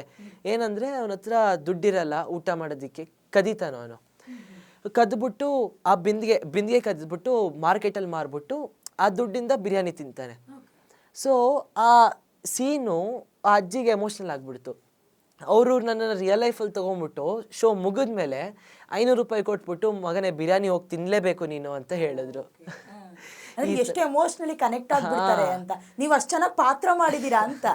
ಬಟ್ ಸ್ಟಿಲ್ ಸ್ಟೋರಿ ಆಮೇಲೆ ಡೈರೆಕ್ಷನ್ ಅದೆಲ್ಲ ಮ್ಯಾಟ್ರ್ ಆಗುತ್ತೆ. ನೆಕ್ಸ್ಟ್ ಥಿಂಗ್ ಏನು ಅಂದರೆ, ಈ ರಂಗಭೂಮಿಗೆ ಆ್ಯಕ್ಟಿಂಗ್ಗೆ ಏನಂತಾರೆ ಲ್ಯಾಂಗ್ವೇಜ್ ಇಲ್ಲ, ಲ್ಯಾಂಗ್ವೇಜ್ ಬ್ಯಾರಿಯರ್ ಇಲ್ಲವೇ ಇಲ್ಲ ಅನ್ನೋದಕ್ಕೆ ಒಂದು ಎಕ್ಸಾಂಪಲ್ ಏನಂದರೆ, ನಾನು ರಾಜಸ್ಥಾನ ಹರಿಯಾಣ ಇಲ್ಲಿ ಶೋ ಮಾಡೋದಕ್ಕೆ ಹೋಗಿದ್ದೆ. ಅಲ್ಲಿ ನವೋದಯ ಅಲ್ಲಿ ಸ್ಕೂಲಲ್ಲಿ ಡ್ರಾಮಾ ಮಾಡೋಕ್ಕೆ ಎಲ್ಲ ನವೋದಯದಲ್ಲಿ ಶೋ ಮಾಡಿದ್ವಿ. ಒಂದು ಥಿಂಗ್ ಏನಂದರೆ, ಅಲ್ಲಿ ಯಾರಿಗೂ ಲ್ಯಾಂಗ್ವೇಜ್ ಗೊತ್ತಿಲ್ಲ, ಕನ್ನಡ ಗೊತ್ತಿಲ್ಲ. ಬಟ್ ನಾನು ಕನ್ನಡದಲ್ಲಿ ಆ್ಯಕ್ಟ್ ಮಾಡಿದಾಗ ಎಮೋಷ್ನಲ್ ಸೀನ್ ಬಂದಾಗ ಎಲ್ಲರೂ ಹತ್ತರು. ಅವ್ರಿಗೆ ಗೊತ್ತಾಯಿತು ಇವನಿಗೆ ಹಸುವಾಗಿದೆ ಅಂತ. That is the thing. ಥಿಯೇಟ್ರಿಗೆ, ಆ ರಂಗಭೂಮಿಗೆ, ಆ್ಯಕ್ಟಿಂಗ್ಗೆ ಲ್ಯಾಂಗ್ವೇಜ್ ಇಲ್ಲ, ಅದಕ್ಕೆ ಜಸ್ಟ್ ಎಕ್ಸ್ಪ್ರೆಷನ್ ಮತ್ತು ಎಮೋಷನ್ ಬೇಕಾಗಿದೆ. ಆವಾಗಲೇ ಮಾತಾಡ್ತಾ ಹೇಳ್ತಾ ಇದ್ರು ನಿಮ್ಮ ಪಪ್ಪ ಕೂಡ, ಏನಂತ ಹೇಳಿದರೆ, ನಮ್ಮ ಮಗನಿಗೆ ಚೆನ್ನಾಗೇ ಊಟ ಎಲ್ಲ ಕೊಡ್ತೀವಿ, ಎಲ್ಲ ಚೆನ್ನಾಗೇ ಇದ್ದಾನೆ, ಬಟ್ ಪಾತ್ರದಲ್ಲಿ ಜೀವಿಸ್ತಾನಲ್ಲ, ನಿಜಕ್ಕೂ ಬೇರೆಯವ್ರಿಗೆ ನೋವಾಗಬೇಕು, ಹಸುವಾಗಬೇಕು, ಆ ನೋವನ್ನು ಅವ್ರನ್ನ ನೋಡಿರೋದನ್ನು ಮತ್ತೆ ಮೆಲ್ಕು ಹಾಕಬೇಕು ಅಂತ. ಸೊ ಇದು ಹೇಗೆ ಸಾಧ್ಯ? ಅದು ಒಂದು ಶೋ ಅಲ್ಲ, ಹತ್ರ ನೀವು ಎಷ್ಟು 127 ಸರಿ ಕೂಡ ಅಷ್ಟೇ ಎಮೋಷ್ನಲ್ ಆಗಿ ಕನೆಕ್ಟ್ ಆಗೋದಕ್ಕೆ ಹೇಗೆ ಸಾಧ್ಯ ಅಂತ. ಅದಷ್ಟೇ, ಆ ಸ್ಕ್ರಿಪ್ಟ್ ಇದಲ್ಲ, ಅದು ಸ್ಕ್ರಿಪ್ಟ್ನ ಜಸ್ಟ್ ಮೈಂಡಲ್ಲಿ ಥಿಂಕ್ ಮಾಡಿಕೊಂಡ್ರೆ ಎಮೋಷ್ನಲ್ ಆಗಿಬಿಡ್ತೀವಿ ನಾವು. ಆ ಥರ ಬರೆದಿದ್ದಾರಪ್ಪ. ಓಕೆ, ಈಗ ನಿಮ್ಮ ವಯಸ್ಸವರು ಎಸ್ಪೆಷಲಿ ಬಂಕ್ ಹಾಕೋದು, ಸುಳ್ಳು ಹೇಳೋದು, ಅಥವಾ ಇಲ್ಲ ನಾನು ಬರೋದಕ್ಕಾಗೋದಿಲ್ಲ ಅಂತ ಹೇಗಾದರೂ ಮಾಡಿ ತಪ್ಪಿಸ್ಕೋಬೇಕು ಅಂತ ಅಂದ್ಕೊಳ್ಳೋದೆಲ್ಲ ಸರ್ವೇ ಸಾಮಾನ್ಯ. ಸೊ ಸ್ಕೂಲಲ್ಲಾಗಲಿ ಅಥವಾ ನಿಮ್ಮ ರಂಗಭೂಮಿಲಾಗಲಿ ಯಾವುದಾದ್ರೂ ಈ ಥರ ಬಂಕ್ ಹಾಕಿರೋದು? ಇಲ್ಲ. ತುಂಬ ಶಿಸ್ತು, ಡಿಸಿಪ್ಲಿನ್ ಅನ್ಸತ್ತೆ ನೀವು ಹಾಗಾದರೆ. ಹಂಗೇನಿಲ್ಲ, but rehearsal time rehearsal, enjoy time enjoy, study time study, ಈ ಥರ. ಓಕೆ, ಈಗ ಚಿಟ್ಟೆ ಬಗ್ಗೆ ಮಾತಾಡಿದ್ರಿ, ಅದಾದಮೇಲೆ ಪಂಚಗವ್ಯ. ಸೊ ಅದರಲ್ಲಿ ಏನು ಕ್ಯಾರೆಕ್ಟರ್ ಮಾಡಿದ್ರಿ? ಅದರಲ್ಲಿ 5 ಕ್ಯಾರೆಕ್ಟರ್ ಬರುತ್ತೆ. ಪಂಚಗವ್ಯ ಅಂತ. ಅದು ಫಸ್ಟ್ ಬಂದ್ಬಿಟ್ಟು ಒಬ್ಬರೇ 5 ಪಾತ್ರಗಳನ್ನು ಮಾಡ್ತೀರಿ. ಓಕೆ, ಫಸ್ಟ್ ಬಂದ್ಬಿಟ್ಟು ಪ್ರಹ್ಲಾದ ಮತ್ತೆ ಹಿರಣ್ಯಕಶ್ಯಪದು. ಆಮೇಲೆ ಸೆಕೆಂಡು ನಚಿಕೇತ, ಆಮೇಲೆ ಧ್ರುವ, ಆಮೇಲೆ ಅಷ್ಟಾವಕ್ರ ಮತ್ತೆ ಶಂಕರ. ಸೊ ಇದೆಲ್ಲದಕ್ಕೂ ಕಾಸ್ಟ್ಯೂಮ್ಗಳನ್ನ ಹೇಗೆ ನೀವು ಹೊಂದಿಸ್ಕೊಳ್ತೀರಾ? ಇದ್ರದ್ದು ಒಂದು ಏನಂತಾರೆ ಇಂಟ್ರೆಸ್ಟಿಂಗ್ ಫ್ಯಾಕ್ಟ್ ಏನು ಅಂದರೆ, ಫಸ್ಟ್ ನಂಗೆ ಮೇಕಪ್ ಆಗೋದಕ್ಕೆ ಒಂದು 2 hours ಬೇಕು. ಮೇಕಪ್ ಆಗುತ್ತೆ, ಫಸ್ಟ್ ಎಲ್ಲ ಮೇಕಪ್ ಆಗಿ ನನಗೆ ಸ್ಟೇಜ್ ಮೇಲೆ ಬರ್ತೀನಿ. ಸೊ ಈ ಸೀನ್ ಮುಗೀತು, next scene character change. But ನನಗೆ ಕಾಸ್ಟ್ಯೂಮ್ ಚೇಂಜ್ಗೆ, ಮೇಕಪ್ ಚೇಂಜ್ಗೆ ಬರೀ 30 seconds ಇರ್ತಾ ಇತ್ತು. ಸೊ ಇದನ್ನ ಪ್ರಾಕ್ಟೀಸ್ ಮಾಡೋ ಅಷ್ಟೊತ್ತಿಗೆ ಸುಸ್ತಾಗ್ಬಿಟ್ಟಿತ್ತು. ಮೇಕಪ್ ಮ್ಯಾನ್ ಇರ್ತಾರೆ, ನೀವೇ ಮಾಡ್ಕೊಳ್ತೀರಾ? ಅಲ್ಲ ಇರ್ತಾರೆ. ನಾನು ಒಬ್ಬರೇ ಅಲ್ಲ, ನಾನು ಬರೀ ಸ್ಟೇಜ್ ಮೇಲೆ ಒಬ್ಬನೇ ಕಾಣಿಸ್ತೀನಿ. ಬಟ್ ಸೈಡ್ ವಿಂಗ್ ಅಲ್ಲಿ ಎಲ್ಲರೂ ತುದಿಗಾಲಲ್ಲಿ ನಿಂತಿರ್ತಾರೆ, ಇವನಿಗೆ ಇದು ಮಾಡಬೇಕು ಅದು ಮಾಡಬೇಕು ಅಂತ. ಏನಿಲ್ಲ ಅಂದ್ರೂ ಒಂದು 10 to 15 ಜನ ನಿಂತಿರ್ತಾರೆ. ಇವನಿಗೆ ಇದು ಮಾಡಬೇಕು, ಇವನಿಗೆ ನೀರು ಕೊಡ್ಬೇಕು. ಆ ಟೈಮಲ್ಲಿ ನರ್ವಸ್ ಆಗಲ್ವಾ ನಿಮ್ಗೆ? ಇಲ್ಲ, ನರ್ವಸ್ ಆಗೋದಿಲ್ಲ. ಓಕೆ, ಹೇಗಿರತ್ತೆ ಅದು ಅಂದ್ರೆ ಸ್ಟೇಜ್ ಹಿಂದ್ಗಡೆ ಹೋಗಿದ ತಕ್ಷಣ ಪ್ರಿಪೇರ್ ಆಗಿರ್ತಾರೆ, ಮೇಕಪ್ ಮಾಡ್ತಾರೆ, ಓಕೆ, ಬಂದು ಮತ್ತೆ ಪಾತ್ರ ಮಾಡೋದು, ಈ ತರ ನಡೆಯುತ್ತೆ. ಬಟ್ ಹಾನೆಸ್ಟ್ಲಿ ಸ್ಟೇಜ್ ಮೇಲೆ ಬಂದ್ಮೇಲೆ ನನಗೆ ಎಲ್ಲ ಬ್ಲಾಂಕ್ ಆಗುತ್ತೆ. ಸ್ಟೇಜ್ ಇಂದ ಈಚೆ ಬಂದ್ಮೇಲೆ ನನಗೆ ರಿಯಲ್ ವರ್ಲ್ಡಿಗೆ ಬರೋದು ನಾನು, ಆ ತರ ಫೀಲಿಂಗ್. ಎಷ್ಟು ಇಂಪಾರ್ಟೆಂಟ್ ಆಗ್ತಾರೆ ಅವರೆಲ್ಲ ನಿಮ್ಮ ಲೈಫ್ಗೆ? ನಾನು ಎಲ್ಲ ಹೋದ್ರೂ ಒಂದು ಏನು ಹೇಳ್ತೀನಿ ಅಂದ್ರೆ, ಈಗ ಸ್ಟೇಜ್ ಮೇಲೆ ಕಾಣಿಸೋದು ಬರೀ ಒಬ್ಬನೇ. ಈಗ ಒನ್ ಮ್ಯಾನ್ ಶೋ ಅಂದ್ರೆ ಬರೀ ಆರ್ಟಿಸ್ಟ್, ಬಟ್ ಹಿಂದ್ಗಡೆ ಎಷ್ಟು ಜನ ರೈಟರ್, ಡೈರೆಕ್ಟರ್, ಥಿಯೇಟರ್ ಇದರಲ್ಲಿ ಕ್ಯಾಮ್ರಾ ಎಲ್ಲ ಫೋಟೋಸ್ ಹಿಡಿತಾರೆ, ಆಮೇಲೆ ಲೈಟ್ ಮ್ಯಾನ್, ಮೇಕಪ್ ಮ್ಯಾನ್, ಆಮೇಲೆ ಸೆಟ್ ವರ್ಕರ್ಸ್. ಈಗ ಫಾರ್ ಎಕ್ಸಾಂಪಲ್ ಅದಕ್ಕೆ ಹೆಂಗೆ ಅಂದರೆ, ಒಂದು ಮನೆ ಕಟ್ಟಬೇಕಂದ್ರೆ ಬರೀ ಮನೆ ಮಾತ್ರ ಔಟ್ಕಮ್ ಮಾತ್ರ ಚೆನ್ನಾಗಿದೆ ಮನೆ ಅಂತ ಹೇಳ್ತಾರೆ ಹೊರ್ತು ಆ ಮನೆ ಕಟ್ಟಬೇಕಾದ್ರೆ ಎಷ್ಟು ಜನ ಅದಕ್ಕೆ ಶ್ರಮ ಪಟ್ಟಿರ್ತಾರೆ. ಈಗ ಇಂಜಿನಿಯರ್ ಆಗಲಿ, ಆ ಗಾರೆ ಕೆಲಸದವರಾಗಲಿ. ಇನ್ನೊಂದು ಎಕ್ಸಾಂಪಲ್ ಕೊಡೋದಾಗಿದ್ರೆ ಒಂದು ಸ್ಟ್ರೀಟ್ ಲೈಟ್ ಹೆಂಗೆ ಅಂದರೆ ಬರೀ ಆ ಲೈಟ್ ಮಾತ್ರ ಫೋಕಸ್ ಆಗ್ತಾ ಇರುತ್ತೆ, ಹಿಂದ್ಗಡೆ ಎಷ್ಟು ವಯರ್ಗಳು ಕನೆಕ್ಟ್ ಆಗಿರುತ್ತೆ. ಒಂದು ವಯರ್ ಏನಾದ್ರು ಕಟ್ ಆದರೆ ಲೈಟೇ ಬರೋದಿಲ್ಲ. ಅದೇ ಥರ ಇಲ್ಲೂ ಅಷ್ಟೇ, ಇಲ್ಲಿ ಆರ್ಟಿಸ್ಟ್ ಮೇನ್ ಆದ್ರೂ ಮೇಕಪ್ ಮ್ಯಾನ್ ಇಲ್ಲ, ಲೈಟ್ ಇಲ್ಲ ಅಂದರೆ ಆರ್ಟಿಸ್ಟ್ ಹೆಂಗೆ ಹೈಲೈಟ್ ಆಗ್ತಾರೆ? ಸೊ ಅದರಿಂದನೂ I would like to thank all my technicians, theatre, ಆಮೇಲೆ ಡೈರೆಕ್ಟರ್, ರೈಟರ್ ಈ ಇಂಟರ್ವ್ಯೂಯಿಂದ. ಓಕೆ, ಈಗ ಇಲ್ಲಿವರೆಗೂ ನಮ್ಮ ಕರ್ನಾಟಕ ನ್ಯೂಸ್ ಪೀಟ್ವರೆಗೂ ಬಂದು ಕೂತ್ಕೊಂಡಿದ್ದೀರಾ, ರೀಚ್ ಆಗಿದ್ದೀರಾ ಅಂತ ಹೇಳಿದ್ರೆ ನಿಮ್ಮ ಟ್ಯಾಲೆಂಟಿಂದ ಅಷ್ಟೇ. ಸೊ ಹಾಗಾಗಿ ನಿಮಗೆ ಬರೀ ನಟನೆ ಕಡೆಗೆ ಮಾತ್ರ ಒಲವಿದೆಯಾ? ಡೈರೆಕ್ಷನ್ ಮಾಡಬೇಕು, ನಾನು ಕೂಡ ಕಲಾವಿದರನ್ನ ಬೆಳೆಸಬೇಕು, ಇದೆಲ್ಲಾದರೂ ಒಂದು ಕಡೆ ಇದೆಯಾ? ಅದು ನನಗೆ ಎಲ್ಲ ಫೀಲ್ಡು, ಐ ಮೀನ್ ಥಿಯೇಟ್ರಲ್ಲಿ ಆ್ಯಕ್ಟಿಂಗು ಮಾಡಬೇಕು, ಡೈರೆಕ್ಟಿಂಗು ಮಾಡಬೇಕು, ರೈಟಿಂಗ್ ಮಾಡಬೇಕು, ಎಲ್ಲವೂ ಆಸೆ ಇದೆ. ಟ್ರೈ ಮಾಡಬೇಕು, ಹಂಗೆ ಮುಂದೆ ಹೋಗ್ತಾ ಮಾಡ್ತೀನಿ. ಇದಕ್ಕೂ ಸಪೋರ್ಟ್ ಇದೆ ಮನೆಯಲ್ಲಿ? ತುಂಬ ಇದೆ. ಓಕೆ, ಈಗ ತಮ್ಮನ್ನು ಕೂಡ ನೀವು ಯಾವುದಾದ್ರೂ ಒಂದು ಡ್ರಾಮಾಗೆ ಹಾಕ್ಕೊಂಡು ಕಲಿಸ್ಬೇಕು, ಯಾಕಂದ್ರೆ ಒಬ್ರಿಗಿರೋ ಟ್ಯಾಲೆಂಟ್ ಮತ್ತೊಬ್ರಿಗಿರೋದಿಲ್ಲ. ಯಾಕಂತ ಹೇಳಿದ್ರೆ ಒಟ್ಟಿಗೆ ಹುಟ್ಟಿದ್ರು ಸಹ. ಸೊ ಅವ್ರು ಹೆಂಗೆ ಪ್ರಾಕ್ಟೀಸ್ಗಳು ಮಾಡ್ಕೊಳ್ತಾರೆ, ನೀವು ಹೆಂಗೆ ಸಪೋರ್ಟಿವ್ ಆಗಿ ನಿಂತ್ಕೊಂಡಿದ್ದೀರಾ? ಅವ್ನು ಹೆಂಗೆ ಅಂದರೆ ನನ್ನ ನಾಟಕ ನೋಡ್ತಾನಲ್ಲ, ಈಗ ನನ್ನ ನಾಟಕಕ್ಕೆ ಬರ್ತಾನ. ಮೊನ್ನೆ ಶೋ ಆದಾಗ ಕುತ್ಕೊಂಡು ನನ್ನ ಮುಂದೆ ಏನು ಡೈಲಾಗ್ ಬರುತ್ತೆ ಅಂತ ಅವನೇ ಹೇಳ್ಬಿಡ್ತಾನೆ. ಈ ಥರ ಅಬ್ಸರ್ವೇಷನ್ ಅವನಲ್ಲಿದೆ. ಅವನು ಬರ್ತಾನೆ ಆ್ಯಕ್ಟಿಂಗ್ಗೆ. ಓಕೆ, ನಿಮ್ಮ ಸುತ್ತಮುತ್ತ ಇರುವಂತಹ ಈಗ ಡ್ರಾಮಾ ಮಾಡುವಾಗ ಜೊತೆಲಿರ್ತಾರಲ್ಲ, ಅವರಲ್ಲಿ ಎಷ್ಟು ಸಪೋರ್ಟಿವ್ ಆಗಿದ್ದಾರೆ? ಏನಾದರೂ ನೋಡಿ ನೀನು ಬೆಳೀತೀಯಾ ಆ ಥರ ಹೇಳಿರೋದು, ಅಥವಾ ಏನಾದರೂ ಅವಕಾಶ ನಾನು ಕೊಟ್ಟರು, ಅಂದರೆ ನಂಗೆ ಸಿಕ್ಕಿಲ್ಲ ಅಂದರೂ ಪರವಾಗಿಲ್ಲ ನೀನು ಮಾಡುವಂಥ ಆ ಥರ ಏನಾದರೂ ಸಿಚುವೇಶನ್? ಆ ಥರ ಎಲ್ಲ ಅಂದರೆ ಬಟ್ ಸಪೋರ್ಟ್ ತುಂಬ ಇದೆ. ಫಾರ್ ಎಕ್ಸಾಂಪಲ್, ಈಗ ನನಗೆ ಸುಸ್ತಾಗಿರ್ತೀನಿ, ತಕ್ಷಣ ಬಂದು ಸ್ಟೇಜ್ ಮಧ್ಯೆ ನೀರು ಕೊಡ್ತಾರೆ. ಆಮೇಲೆ ಮೇಕಪ್ ಹೋಗಿದ್ರೆ ತಕ್ಷಣ ಬಂದು ಮೇಕಪ್ ಸರಿ ಮಾಡ್ತಾರೆ. ಎಲ್ಲದಲ್ಲೂ ಮೈನ್ಯೂಟ್ ಥಿಂಗ್ಸ್ ಅಬ್ಸರ್ವ್ ಮಾಡಿ ಎಲ್ಲ ಮಾಡ್ತಾರೆ. ಸಪೋರ್ಟಿವ್ ಆಗಿರ್ತಾರೆ ಎಲ್ಲರೂ. ಓಕೆ, ಗೋಕುಲ್ ಅವ್ರಿಗೆ ಇದನ್ನು ಹೊರತುಪಡಿಸಿದ್ರೆ, ಡ್ರಾಮಾ, ಸ್ಕೂಲು ಇದನ್ನ ಹೊರತುಪಡಿಸಿದ್ರೆ ಬೇರೆ ಯಾವುದ್ರಲ್ಲಿ ಇಂಟ್ರೆಸ್ಟ್ ಇದೆ? ನನಗೆ ಕ್ಯಾಮ್ರಾ, ಐ ಮೀನ್ ಫೋಟೋಗ್ರಫಿಲಿ ಇಂಟ್ರೆಸ್ಟ್ ಇದೆ. ಆಮೇಲೆ ಮಾಡಿದ್ದೀನಿ. ಈಗ ಅಪ್ಪನ ಒಂದು ಪುಸ್ತಕಕ್ಕೆ ನಾನು ಆಲ್ರೆಡಿ ಒಂದು ಫೋಟೋಗ್ರಫಿ, ಅಂದರೆ ನಾನು 3rd ಸ್ಟ್ಯಾಂಡರ್ಡ್ ಇದ್ದಾಗ ಆ ಫೋಟೋ ತೆಗೆದಿದ್ದು, ಅದು ಅಪ್ಪ ಒಂದು ಬುಕ್ಗೆ ಹಾಕೊಂಡಿದ್ದಾರೆ ಅದನ್ನ. ಆಮೇಲೆ ಕೂಡ ಬೇಕು ಅಂತಲೇ ಮಾಡಿದ್ರ ಅಥವಾ ಏನೋ ಮಾಡಿಲ್ಲ, ಅದು ನನಗೆ ಇಂಟ್ರೆಸ್ಟ್ ಇತ್ತು ಫೋಟೋಗ್ರಫಿ, ಅದಕ್ಕೆ ತೆಗೆದಿದ್ದೆ. ಅದನ್ನ ಅಪ್ಪ ಹಾಕೊಂಡಿದ್ರು. ಆಮೇಲೆ ಫೋಟೋಗ್ರಫಿ ಬಿಟ್ರೆ ಆಕ್ಟಿಂಗ್ ಮೇನ್ ಆಕ್ಟಿಂಗು, ಆಮೇಲೆ ಡ್ರಾಯಿಂಗ್, ಸ್ಕೆಚ್. ಯಾವುದಾದ್ರೂ ಸಿನಿಮಾಗೋ ಸೀರಿಯಲ್ಗೋ ಟ್ರೈ ಮಾಡಿದ್ದೀರಾ ಅಥವಾ ಆಸಕ್ತಿ ಇದೆಯಾ? ಟ್ರೈ ಮಾಡಿದ್ದೆ. ಯಡಿಯೂರು ಶ್ರೀ ಸಿದ್ಧಲಿಂಗೇಶ್ವರ ಅಂತ ಆ ಸೀರಿಯಲ್ ಅಲ್ಲಿ ಒಂದು ಸೀನ್ ಆಕ್ಟ್ ಮಾಡಿದ್ದೆ. ಬಟ್ ಥಿಯೇಟರ್ ಆದ್ಮೇಲೆ ನಾನು ಎಲ್ಲ ಅದಕ್ಕೂ ಹೋಗ್ತೀನಿ ಅಂತ ಅನ್ಕೊಂಡಿದ್ದೀನಿ. ಸೊ ನಿಮಗೆ ಆ ಆಕ್ಟ್ ಮಾಡಿದ್ದಕ್ಕೆ ಕೇಳ್ತಾ ಇರೋದು, ಡಿಫ್ರೆನ್ಸ್ ಏನು ಅನ್ನಿಸ್ತು? ಏನು ಅಂದ್ರೆ ಇದರಲ್ಲಿ ಮಂತ್ ಗಟ್ಟಲೆ ಪ್ರಾಕ್ಟೀಸ್ ಮಾಡಿರ್ತೀವಿ, ಅಲ್ಲಿ ಏನು ಅಂದ್ರೆ ಕಟ್ ಮತ್ತೆ ಮಾಡು, ಕಟ್ ಮತ್ತೆ ಆದ್ರೂ ಪರವಾಗಿಲ್ಲ, ಮತ್ತೊಂದು ಟೇಕ್ ತಗೊಂಡ್ರೆ ಆಯ್ತು ಅನ್ನೋ ತರ. ಬಟ್ ಅಲ್ಲಂಗಾಗಲ್ಲ, ಲೈವ್ ಬದುಕಬೇಕು, ಪ್ರತಿ ಕ್ಷಣನೂ ಬದುಕಬೇಕಾಗತ್ತೆ. ಓಕೆ, ಇನ್ಯಾವುದಾದ್ರೂ ಸಿನಿಮಾ ಆಫರ್ಸ್ಗೆ ನೀವು ಟ್ರೈ ಮಾಡ್ತಿದ್ದೀರಾ ಹೇಗೆ? ಇಲ್ಲ, ಬರ್ಬೇಕು, ನೋಡ್ತೀನಿ. ಮನೇಲಿ ತುಂಬಾ ಸಪೋರ್ಟ್ ಮಾಡ್ತಾರೆ ಸಿನಿಮಾಗೆಲ್ಲ? ಹೌದು. ಓಕೆ, ನಾನು ಏನೇ ಮಾಡ್ತೀನಿ ಅಂದ್ರು ಮುಂದೆ ತಳ್ತಾರೆ, ಮಾಡು, ನೀನ್ ಏನ್ ಮಾಡ್ತೀಯ ಮಾಡು ಅಂತ ಹೇಳ್ತಾರೆ. ಓಕೆ, ಈಗ ಎಕ್ಸಾಮ್ಸ್ಗಳಿದಾವೆ, ನೀವು ಹೇಳಿದ್ರಿ ಮೊದಲೇ ಟ್ರೈನಲ್ಲೇನ ಸ್ನಾನ ಮಾಡ್ಕೊಂಡು ಹೆಂಗೋ ಪ್ರಿಪೇರ್ ಆಗ್ತೀನಿ. ಟೈಮ್ ಮ್ಯಾನೇಜ್ಮೆಂಟ್ ಹೆಂಗೆ ಮಾಡ್ತೀರಾ? ಈಗ ದಿನ ಇಡೀ ಪ್ರಾಕ್ಟೀಸ್ ಇದ್ರೆ ನಾಳೆ ಯಾವುದೋ ಒಂದು ಟೆಸ್ಟ್ ಇರುತ್ತೆ, ಕ್ಲಾಸಲ್ಲೇ ಕುತ್ಕೊಂಡು ಗಮನ ವಹಿಸಿ ಕೇಳಿಸ್ಕೊಳ್ತೀರಾ, ಬಂದೇನಾದರೂ ನೋಡ್ಕೊಳ್ತೀರಾ? ನಾ ಮುಂಚೆನೆ ಓದ್ಕೊಂಡಿರ್ತೀನಿ, ಇಲ್ಲಾಂದ್ರೆ ಟೀಚರ್ಸ್ಗೆ ಹೋಗಿ ಕೇಳ್ತೀನಿ, ಆ ತರ ನಡೆಯೋದು. ಸಪೋರ್ಟ್ ಮಾಡ್ತಾರೆ? ಪಾಸ್ ಮಾಡಿದಾರೆ? ಸಪೋರ್ಟ್ ಮಾಡ್ತಾರೆ. ಅಂದ್ರೆ ಬರೀದೇನು ಪಾಸ್ ಮಾಡಿರೋದು ಆ ಥರ ಬರೀತೀರಾ? ಓಕೆ, ಜೊತೆಗೆ ಫ್ರೆಂಡ್ಸ್ ಜೊತೆಲಿ ಕೂತ್ಕೊಳ್ಳೋರು ಕೂಡ ನನ್ನೂ ಕೂಡ ಡ್ರಾಮಾಗ್ ಜಾಯಿನ್ ಮಾಡ್ಕೋಬೇಕು ಆ ಥರ ಬರುತ್ತೆ. ಯಾಕಂತಂದ್ರೆ ನಾವೇನೋ ಮಾಡ್ತಿದೀವಿ ಅಂದ್ರೆ ಜೊತೆಲಿರೋರು ಕೂಡ ನಮ್ಮನ್ನು ಸೇರಿಸ್ಕೊಳ್ಳಿ ಅಂತ ಹೇಳ್ತಾರೆ. ಆಗಿದ್ಯಾ? ನನ್ನ ಫ್ರೆಂಡ್ಸ್ ಅಷ್ಟೇ, ನನ್ನ ನಾಟಕಕ್ಕೆ ಸೇರಿಸ್ಕೊಳ್ಳೋ ಪ್ಲೀಸ್ ಅಲ್ಲೋ ಅಂತೆಲ್ಲ ಹೇಳ್ತಾರೆ. ಅವ್ರನ್ನು ಸದ್ಯದಲ್ಲೇ ಒಂದು ಆಕ್ಟಿಂಗ್ ಮಾಡಿಸ್ಕೊಳ್ಳೋಣ ಅಂತ ಅಪ್ಪಂಗೆ ಕೇಳ್ತಾ ಇದ್ದೀನಿ, ನೋಡ್ಬೇಕು. ಮನೇಲಿ ಅಂದ್ರೆ ಅವ್ರ ಮನೇಲೂ ಸಪೋರ್ಟ್ ಇರಬೇಕಲ್ಲ?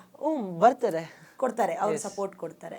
ಎಸ್ ಗೋಕುಲ್, ನೀವು ಹೇಳ್ತಾ ಇದ್ರಿ ಹಸಿವನ್ನು ಕಲಿಸ್ಕೊಡತ್ತೆ, ಕೆಲವೊಂದಷ್ಟು ಅಬ್ಸರ್ವೇಷನ್ ಕೂಡ ನನಗೆ ಅರ್ಥ ಆಗುವಂಥ ಕಲಿಕೆಗಳನ್ನು ನಾಟಕ ಕಲಿಸ್ಕೊಟ್ಟಿದೆ ಅಂತ. ಸೊ ಯಾವುದಾದ್ರೂ ಇನ್ಸಿಡೆಂಟ್ ಇದೆಯಾ ನಿಮ್ಮ ನಾಟಕದಿಂದ, ಏನಾದರೂ ಬೇರೆಯವರ ಹಸಿವು ಗೊತ್ತಾಗಿರೋದು ಅಥವಾ ಬೇರೆಯವ್ರ ಕಷ್ಟದಲ್ಲಿದ್ದಾರೆ ನಾನು ಸ್ಪಂದಿಸಬೇಕು ಅಂತ ಯಾವತ್ತಾದರೂ ಅನಿಸಿತ್ತಾ? ಇದಕ್ಕೆ ಏನಂತೀನಿ ಅಂದರೆ, ಒಂದು ಇನ್ಸಿಡೆಂಟ್ ನಡೀತು. ಒಂದಿನ ಡಿಮಾರ್ಟ್ಗೆ ಹೋದ್ವಿ. ಅಲ್ಲಿ ಏನಾಯಿತು ಅಂದರೆ, ಅಲ್ಲಿ ಬೈ 1 get 1 ಫ್ರೀ ಅಂತ ಇದಿತ್ತು, ಬೋರ್ಡ್ ಹಾಕಿದ್ರು. ಅಲ್ಲಿ ಅದು ಬೆಡ್ಶೀಟ್, ಅದು ಈಚೆಗಡೆ ಒಬ್ರು ಭಿಕ್ಷುಕರು ಫುಲ್ ಶಿವರ್ ಆಗ್ತಾ ಇದ್ರು ಅವರು. ನಾನು ಅದನ್ನ ಅಬ್ಸರ್ವ್ ಮಾಡಿದ್ದೆ. ಅಲ್ಲಿ ಒಳಗಡೆ ಹೋದ್ಮೇಲೆ ಅಪ್ಪನಿಗೆ ಕೇಳ್ದೆ ನಾನು, ಇಲ್ಲ ಬೇಡ ಮನೇಲಿ ಅಷ್ಟು ಬೆಡ್ಶೀಟ್ ಇದೆ ಏನಕ್ಕೆ ಅಂತ ಹೇಳಿದ್ರು. ನಾನು ಹಠ ಮಾಡಿ ತಗೊಂಡು ಅವ್ರಿಗೆ ರೀಸನ್ ಹೇಳಿರ್ಲಿಲ್ಲ. ಆದ್ರೆ ಈಚೆ ಬಂದ್ಮೇಲೆ ತಕ್ಷಣ ಒಂದು ಕೊಟ್ಬಿಟ್ಟೆ ಅವರಿಗೆ. ಅದು ಏನಕ್ಕೆ ಅಂದ್ರೆ, ಅವ್ರ ಕಣ್ಣಲ್ಲಿ ಒಂದು ಶೈನ್ ಇತ್ತು, ಅಳ್ತಾ ಇದ್ರು ಅವರು ಎಕ್ಸ್ಪ್ರೆಸ್ ಮಾಡ್ತಾ ಇರಲಿಲ್ಲ, ಬಟ್ ಸ್ಟಿಲ್ ಅವರಲ್ಲಿ ಒಂದು ನೋವು ಕಾಣಿಸ್ತಾ ಇತ್ತು. ಇದು ಕೊಟ್ಮೇಲೆ ಅವರಲ್ಲಿ ಒಂದು ಎಕ್ಸ್ಪ್ರೆಷನ್ ಇತ್ತಲ್ಲ, ಆ ಚಾರ್ಮಿಂಗ್ ಎಕ್ಸ್ಪ್ರೆಷನ್ ಸಿಕ್ಕಿದಾಗ ಒಂದು ಸ್ಯಾಟಿಸ್ಫ್ಯಾಕ್ಷನ್ ಸಿಗುತ್ತಲ್ಲ, ಅಷ್ಟು ಸಾಕು ಅನಿಸುತ್ತೆ. ಆಮೇಲೆ ಈ ನಾಟಕದಿಂದ ಬೇರೆಯವ್ರಿಗೆ ಹೆಂಗೆ ಇನ್ಫ್ಲೂಯೆನ್ಸ್ ಆಯಿತು ಅಂದರೆ, ಸುರಾನ ಕಾಲೇಜಲ್ಲಿ ಆ್ಯಕ್ಟ್ ಮಾಡಿದಾಗ ಅಲ್ಲಿ ಒಬ್ಬರು ಸ್ಟೂಡೆಂಟ್ ಬಂದರು, ಸ್ಟೇಜ್ ಮೇಲೆ ಹೇಳ್ತಾ ಇದ್ದಾರೆ, ನನಗೆ ಪಾಕೆಟ್ ಮನಿ 10,000 ರೂಪಾಯಿ ಕೊಡ್ತಾರೆ, 50% ನಾನು ಖರ್ಚು ಮಾಡಿ, ಅವ್ರು ಹೇಳ್ತಾ ಇದ್ರು ನಾನು ಫುಲ್ ಮಜಾ ಮಾಡ್ತಾ ಇದ್ದೆ ಅಂತ. ಈ ನಾಟಕ ನೋಡಿದ್ಮೇಲೆ 50% ನಾನು ನನ್ನ ಸೇವಿಂಗ್ಸ್ ಮಾಡ್ತೀನಿ, ಅಂದರೆ ಖರ್ಚು ಮಾಡ್ತೀನಿ, ಇನ್ನು 50% ನಾನು ಬಡವರಿಗೆ ಕೊಡ್ತೀನಿ ಅಂತ ಅಂದರು. ಎಲ್ಲರ ಮುಂದೆ ಹೇಳಿದ್ರು, ಎಲ್ಲರೂ ಮುಂದೆ ಹೇಳಿ ಪ್ರಾಮಿಸ್ ಮಾಡಿದ್ರು ಅವರು. ಆ ಟೈಮ್ಗೆ ಫುಲ್ ಖುಷಿ ಆಯಿತು. ಆಮೇಲೆ ಎಕ್ಸ್ಪೀರಿಯನ್ಸ್ ಬಂದರೆ, ರೈಲ್ವೆ ಸ್ಟೇಷನಲ್ಲಿ ಚಿಟ್ಟೆ ಶೋ ಮುಗಿಸಿದ್ಮೇಲೆ ಅಲ್ಲಿ ಎಷ್ಟೊಂದು ಜನ ಊಟ ಇಲ್ಲದೆ ಕೂತಿದ್ರು, ಊಟ ತೊಗೊಂಡ್ಬಿಟ್ಟು ಕೊಟ್ವಿ, ಅಲ್ಲೂ ಅಷ್ಟೇ ಅವರಲ್ಲಿ ಒಂದು ಸ್ಮೈಲ್ ಸಿಗುತ್ತಲ್ಲ, ಖುಷಿ ಆಗ್ಬಿಡುತ್ತಾಗ. ಎಲ ಎಲವೋ ಕಡುಮೂರ್ಖ ನುಡಿಯದಿರು ಮತ್ತೊಮ್ಮೆ ಸೀಳುವೆನು ಹರಿಯಂಬ ನಾಲಿಗೆಯನ. ಆ ಆ ಆ ಕಡುವೈರಿನ ಮಗವನು, ಓ ಕಡುವೈರಿನ ಮಗವನು, ನನ್ನಾಣೆ ಹೇಳುವೆನು ಬಡಿದು ಕೊಲ್ಲುವೆ ಎಲ್ಲಿ ತೋರುವವನ. ಆ ಆ ಆ ಏ ಹಸುಳೆ, ನನ್ನ ಸುಚೇತನಕ್ಕೆ ನಾನು ಮಾಡಿದ ತಪಸ್ಸಿನ ಶಕ್ತಿಯೇ ಕಾರಣ, ನಾನು ಪಡೆದ ವರಬಲವೇ ಕಾರಣ ಹೊರತು ನಿನ್ನ ಹರಿಯಲ್ಲ. ಏನಂದೆ? ನಿನ್ನ ಹರಿ ನನ್ನೊಳಗೆ ಇದ್ದಾನೆ, ನನ್ನೊಳಗೆ ಇದ್ದಾನೆಯೇ ಅಂದರೆ ನನ್ನ ಹೃದಯ ವೈಕುಂಠವೇ, ವೈಕುಂಠವೇ, ವೈಕುಂಠವೇ ನನ್ನೊಳಗೆ ಇರುವಾಗ ನೀನೇಕೆ ನನ್ನನ್ನು ಧ್ಯಾನಿಸಬಾರದು? ನೀನೇಕೆ ನನ್ನನ್ನು ಪೂಜಿಸಬಾರದು? ಬಾ ಬಾ, ನನ್ನನ್ನು ಧ್ಯಾನಿಸು, ನನ್ನನ್ನು ಪೂಜಿಸು, ಬಾ ಬಾ ಬಾ ಬಾ ಬಾ, ನನ್ನನ್ನು ಧ್ಯಾನಿಸು, ನನ್ನನ್ನು ಪೂಜಿಸು, ಬಾ ಪ್ರಹ್ಲಾದ ಬಾ. ತಂದೆ, ನೀವು ಹರಿಯಲ್ಲ, ನೀವು ಹರಿಯ ಅಂಶ ಅಷ್ಟೇ ತಂದೆ. ಆ ನನ್ನ ಭಕ್ತಿ, ನನ್ನ ಪೂಜೆ ಎಲ್ಲವೂ ಆ ನನ್ನ ಶ್ರೀಹರಿಗೆ ಮೀಸಲು ತಂದೆ, ಮೀಸಲು ತಂದೆ. ಅತಿಥಿಯನ್ನು ಬಾಗಿಲು ತೆರೆದು ಸ್ವಾಗತಿಸಬೇಕು, ಅತಿಥಿಯನ್ನು ಅಪ್ಪಿಕೊಳ್ಳಬೇಕು ತಂದೆ. ಆ ನಿಮ್ಮ ಉಸಿರನ್ನೇ ಧೂಪವನ್ನಾಗಿಸಿ, ನಿಮ್ಮ ಮಿಡಿತವನ್ನೇ ಮಂತ್ರವನ್ನಾಗಿಸಿ, ಆ ನಿಮ್ಮ ಆಕ್ರೋಶವನ್ನೇ ಮಹಾಬಲಿಯನ್ನಾಗಿಸಿ, ಹಾಗೂ ಆ ನಿಮ್ಮ ಗದೆಯನ್ನೇ ಚಾಮರವನ್ನಾಗಿಸಿ ಆಮಂತ್ರಿಸಿ ಅತಿಥಿಯನ್ನು. ಸ್ತಂಭವನ್ನು ಬಡೀರಿ, ಸಿಂಹವನ್ನು ಕರೀರಿ ತಂದೆ, ಸಿಂಹವನ್ನು ಕರೀರಿ. ಓಕೆ, ಇವಾಗ ನೀವು ಕೇವಲ ನಮ್ಮ ರಾಜ್ಯದ ಸ್ವತ್ತಲ್ಲ, ಯಾಕಂದರೆ ಬಾರಿ ಬಾರಿ ಬೇರೆ ಬೇರೆ ರಾಜ್ಯಕ್ಕೆ ಹೋಗಿದ್ದೀರಾ, ನೀವು ಡ್ರಾಮಾಗಳನ್ನ ಮಾಡಿದ್ದೀರಾ. ನೀವು ಹೇಳ್ದಂಗೆ ಭಾಷೆಯ ಬ್ಯಾರಿಯರ್ ಇಲ್ಲ, ಕೆಲವೊಂದಷ್ಟು ಎಕ್ಸ್ಪ್ರೆಷನ್ಸ್ಗಳೇ ಅರ್ಥ ಮಾಡ್ಕೊಬಿಡ್ತವೆ.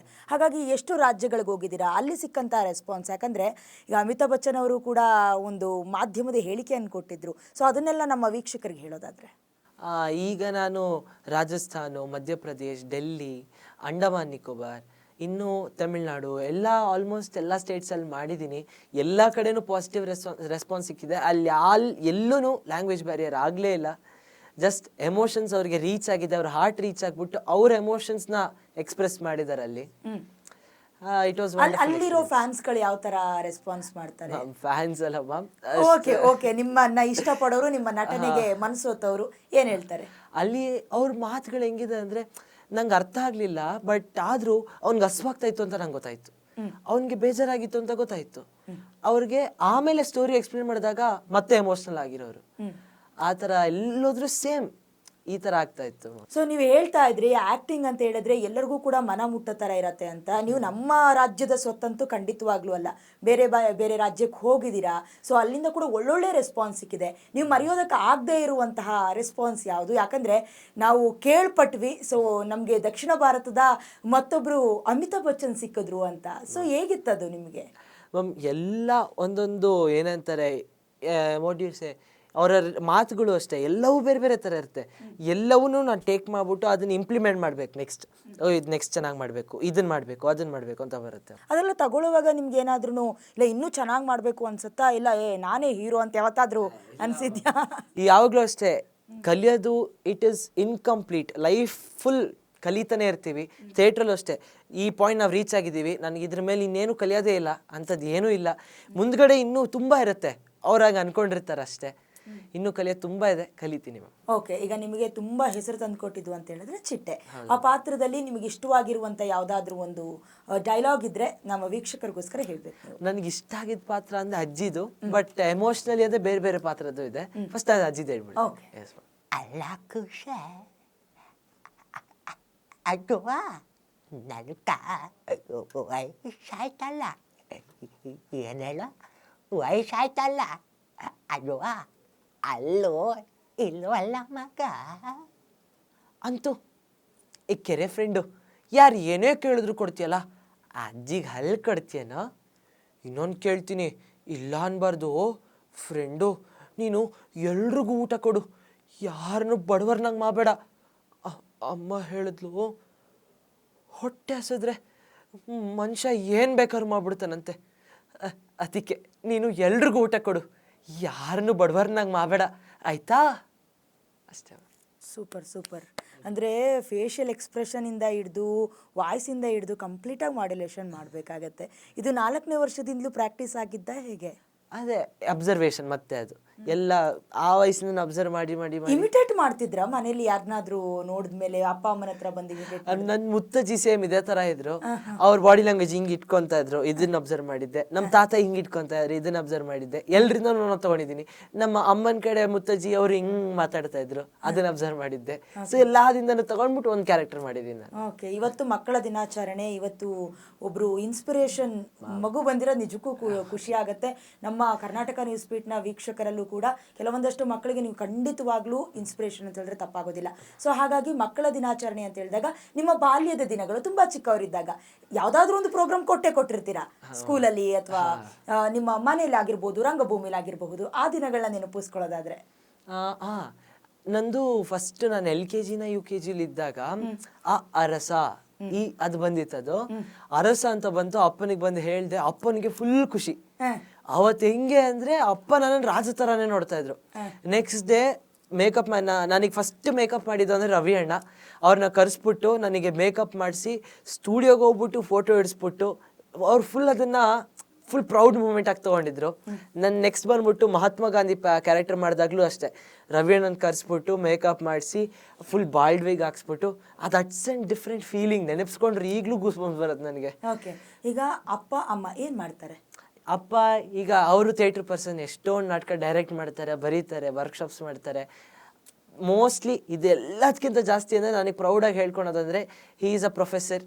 ಆಮೇಲೆ ಅಮ್ಮ ಈಗ ಡೆಲ್ಲಲ್ಲಿ ವರ್ಕ್ ಮಾಡ್ತಾ ಇದ್ದಾರೆ ಇಂಜಿನಿಯರ್ ಆಗಿ ಮ್ಯಾಮ್. ಓಕೆ, ತಮ್ಮ ಈಗ UKG. ಓಕೆ, ಈಗ ನಾಟಕನೇ ನಂಬಿ ಜೀವನ ನಡೆಸುವಂಥವ್ರು ನಿಜಕ್ಕೂ ಕೂಡ ಹೊಟ್ಟೆ ತುಂಬಿಸ್ಕೊಳ್ತಾರೆ ಅಂತ ನಿಮಗೆ ಅನ್ಸುತ್ತಾ? ಐಡಿಯಾ ಗೊತ್ತಿಲ್ಲ ಮ್ಯಾಮ್ ಅದು, ಬಟ್ ಸ್ಟಿಲ್ ನಾನು ಅದನ್ನ ಇಂಟ್ರೆಸ್ಟ್ ಆಗಿ ತಗೊಂಡ್ಬಿಟ್ಟು ಮಾಡ್ತಾ ಇದ್ದೀನಿ. ಸಿಗುತ್ತೆ. ಬಟ್ ಯಾಕಂದ್ರೆ ಎಷ್ಟೋ ಜನ ಜೊತೆ ಮಾತಾಡುವಾಗ ಅದೇ ಹೇಳೋದು, ಯಾಕಂದ್ರೆ ಬೇರೆ ಒಂದು ಇಟ್ಕೊಂಡಿರಿ ಜೀವನಕ್ಕೆ ಅಥವಾ ಹೊಟ್ಟೆಗೋಸ್ಕರ ಬೇರೆ ಇಟ್ಕೊಂಡಿರಿ, ಇದನ್ನ ನಿಮ್ಮ ಆಸಕ್ತಿಗೋಸ್ಕರ ಮಾಡಿ ಅಂತ ಹೇಳೋರೇ ಜಾಸ್ತಿ. ಹಾಗಾಗಿ ನಿಮ್ಗೆ ಯಾವತ್ತಾದ್ರೂ ಅನ್ಸಿದ್ಯಾ ಇದು ಕಂಪ್ಲೀಟ್ ಆಗಿ ಜೀವನನ ಕಟ್ಕೊಡುತ್ತೆ ಅಥವಾ ಇಲ್ಲ? ಇಷ್ಟೊಂದು ಥಿಂಕ್ ಮಾಡಿರಲ್ಲ ಅಂತ ಅನ್ಸುತ್ತೆ, ಬಟ್ ಏನ್ ಅನ್ಸುತ್ತೆ? ಬಟ್ ಸ್ಟಿಲ್ ಅದ್ರ ವಿಚಾರ ಬಿಟ್ರೆ, ಬಟ್ ನಮ್ಮ ಮೆಂಟಲಿ ನಮ್ಮನ್ನ ಒಬ್ಬ ಹ್ಯೂಮನ್ ಆಗಿ ಮಾಡುತ್ತೆ, ಅಷ್ಟು ಸಾಕು ನಂಗೆ. ಏನಂದ್ರೆ ಬೇರೆಯವ್ರ ಎಮೋಷನ್ಸ್ನ ಅರ್ಥ ಮಾಡ್ಕೊಳ್ಳೋ ಶಕ್ತಿ ಕೊಡುತ್ತೆ. ಆಮೇಲೆ ಜಗತ್ತು ಹೇಗಿದೆ ಅನ್ನೋದು ಗೊತ್ತಾಗುತ್ತೆ. Not about money. ಥಿಯೇಟ್ರಿಗೆ ಬರೋರು ಮನಿಗೋಸ್ಕರ ಬಂದ್ರೂ ಅವ್ರಿಗೆ ಲೈಫ್ ಬರುತ್ತೆ. ಬಟ್ ಏನು ಅಂದ್ರೆ it will make them as a human, ಅಷ್ಟು ಹೇಳ್ತೀನಿ ಮ್ಯಾಮ್. ಓಕೆ, ಈಗ ಕಂಪ್ಲೀಟ್ ಆಗಿ ನಿಮ್ಮ ಜರ್ನಿ ಎಲ್ಲ ನೋಡ್ಕೊಂಡು ಬಂದ್ವಿ. ಎಷ್ಟೆಲ್ಲ ಅಂದರೆ ಸ್ಟ್ರಗಲ್ಲು ಕೂಡ ಇತ್ತಾ ಅಥವಾ ಈಸಿ ಇತ್ತಾ? ಮ್ಯಾಮ್ ಥಿಯೇಟರ್ ಅನ್ನೋದು ಆಬ್ವಿಯಸ್ಲಿ ಕಷ್ಟ, ತುಂಬ ಕಷ್ಟ ಇದೆ ಮ್ಯಾಮ್. ತಕ್ಷಣ ಬಂದಿದ ತಕ್ಷಣ ಈಸಿಯಾಗಿ ಹಿಟ್ ಆಗಿಬಿಡ್ಬೋದು.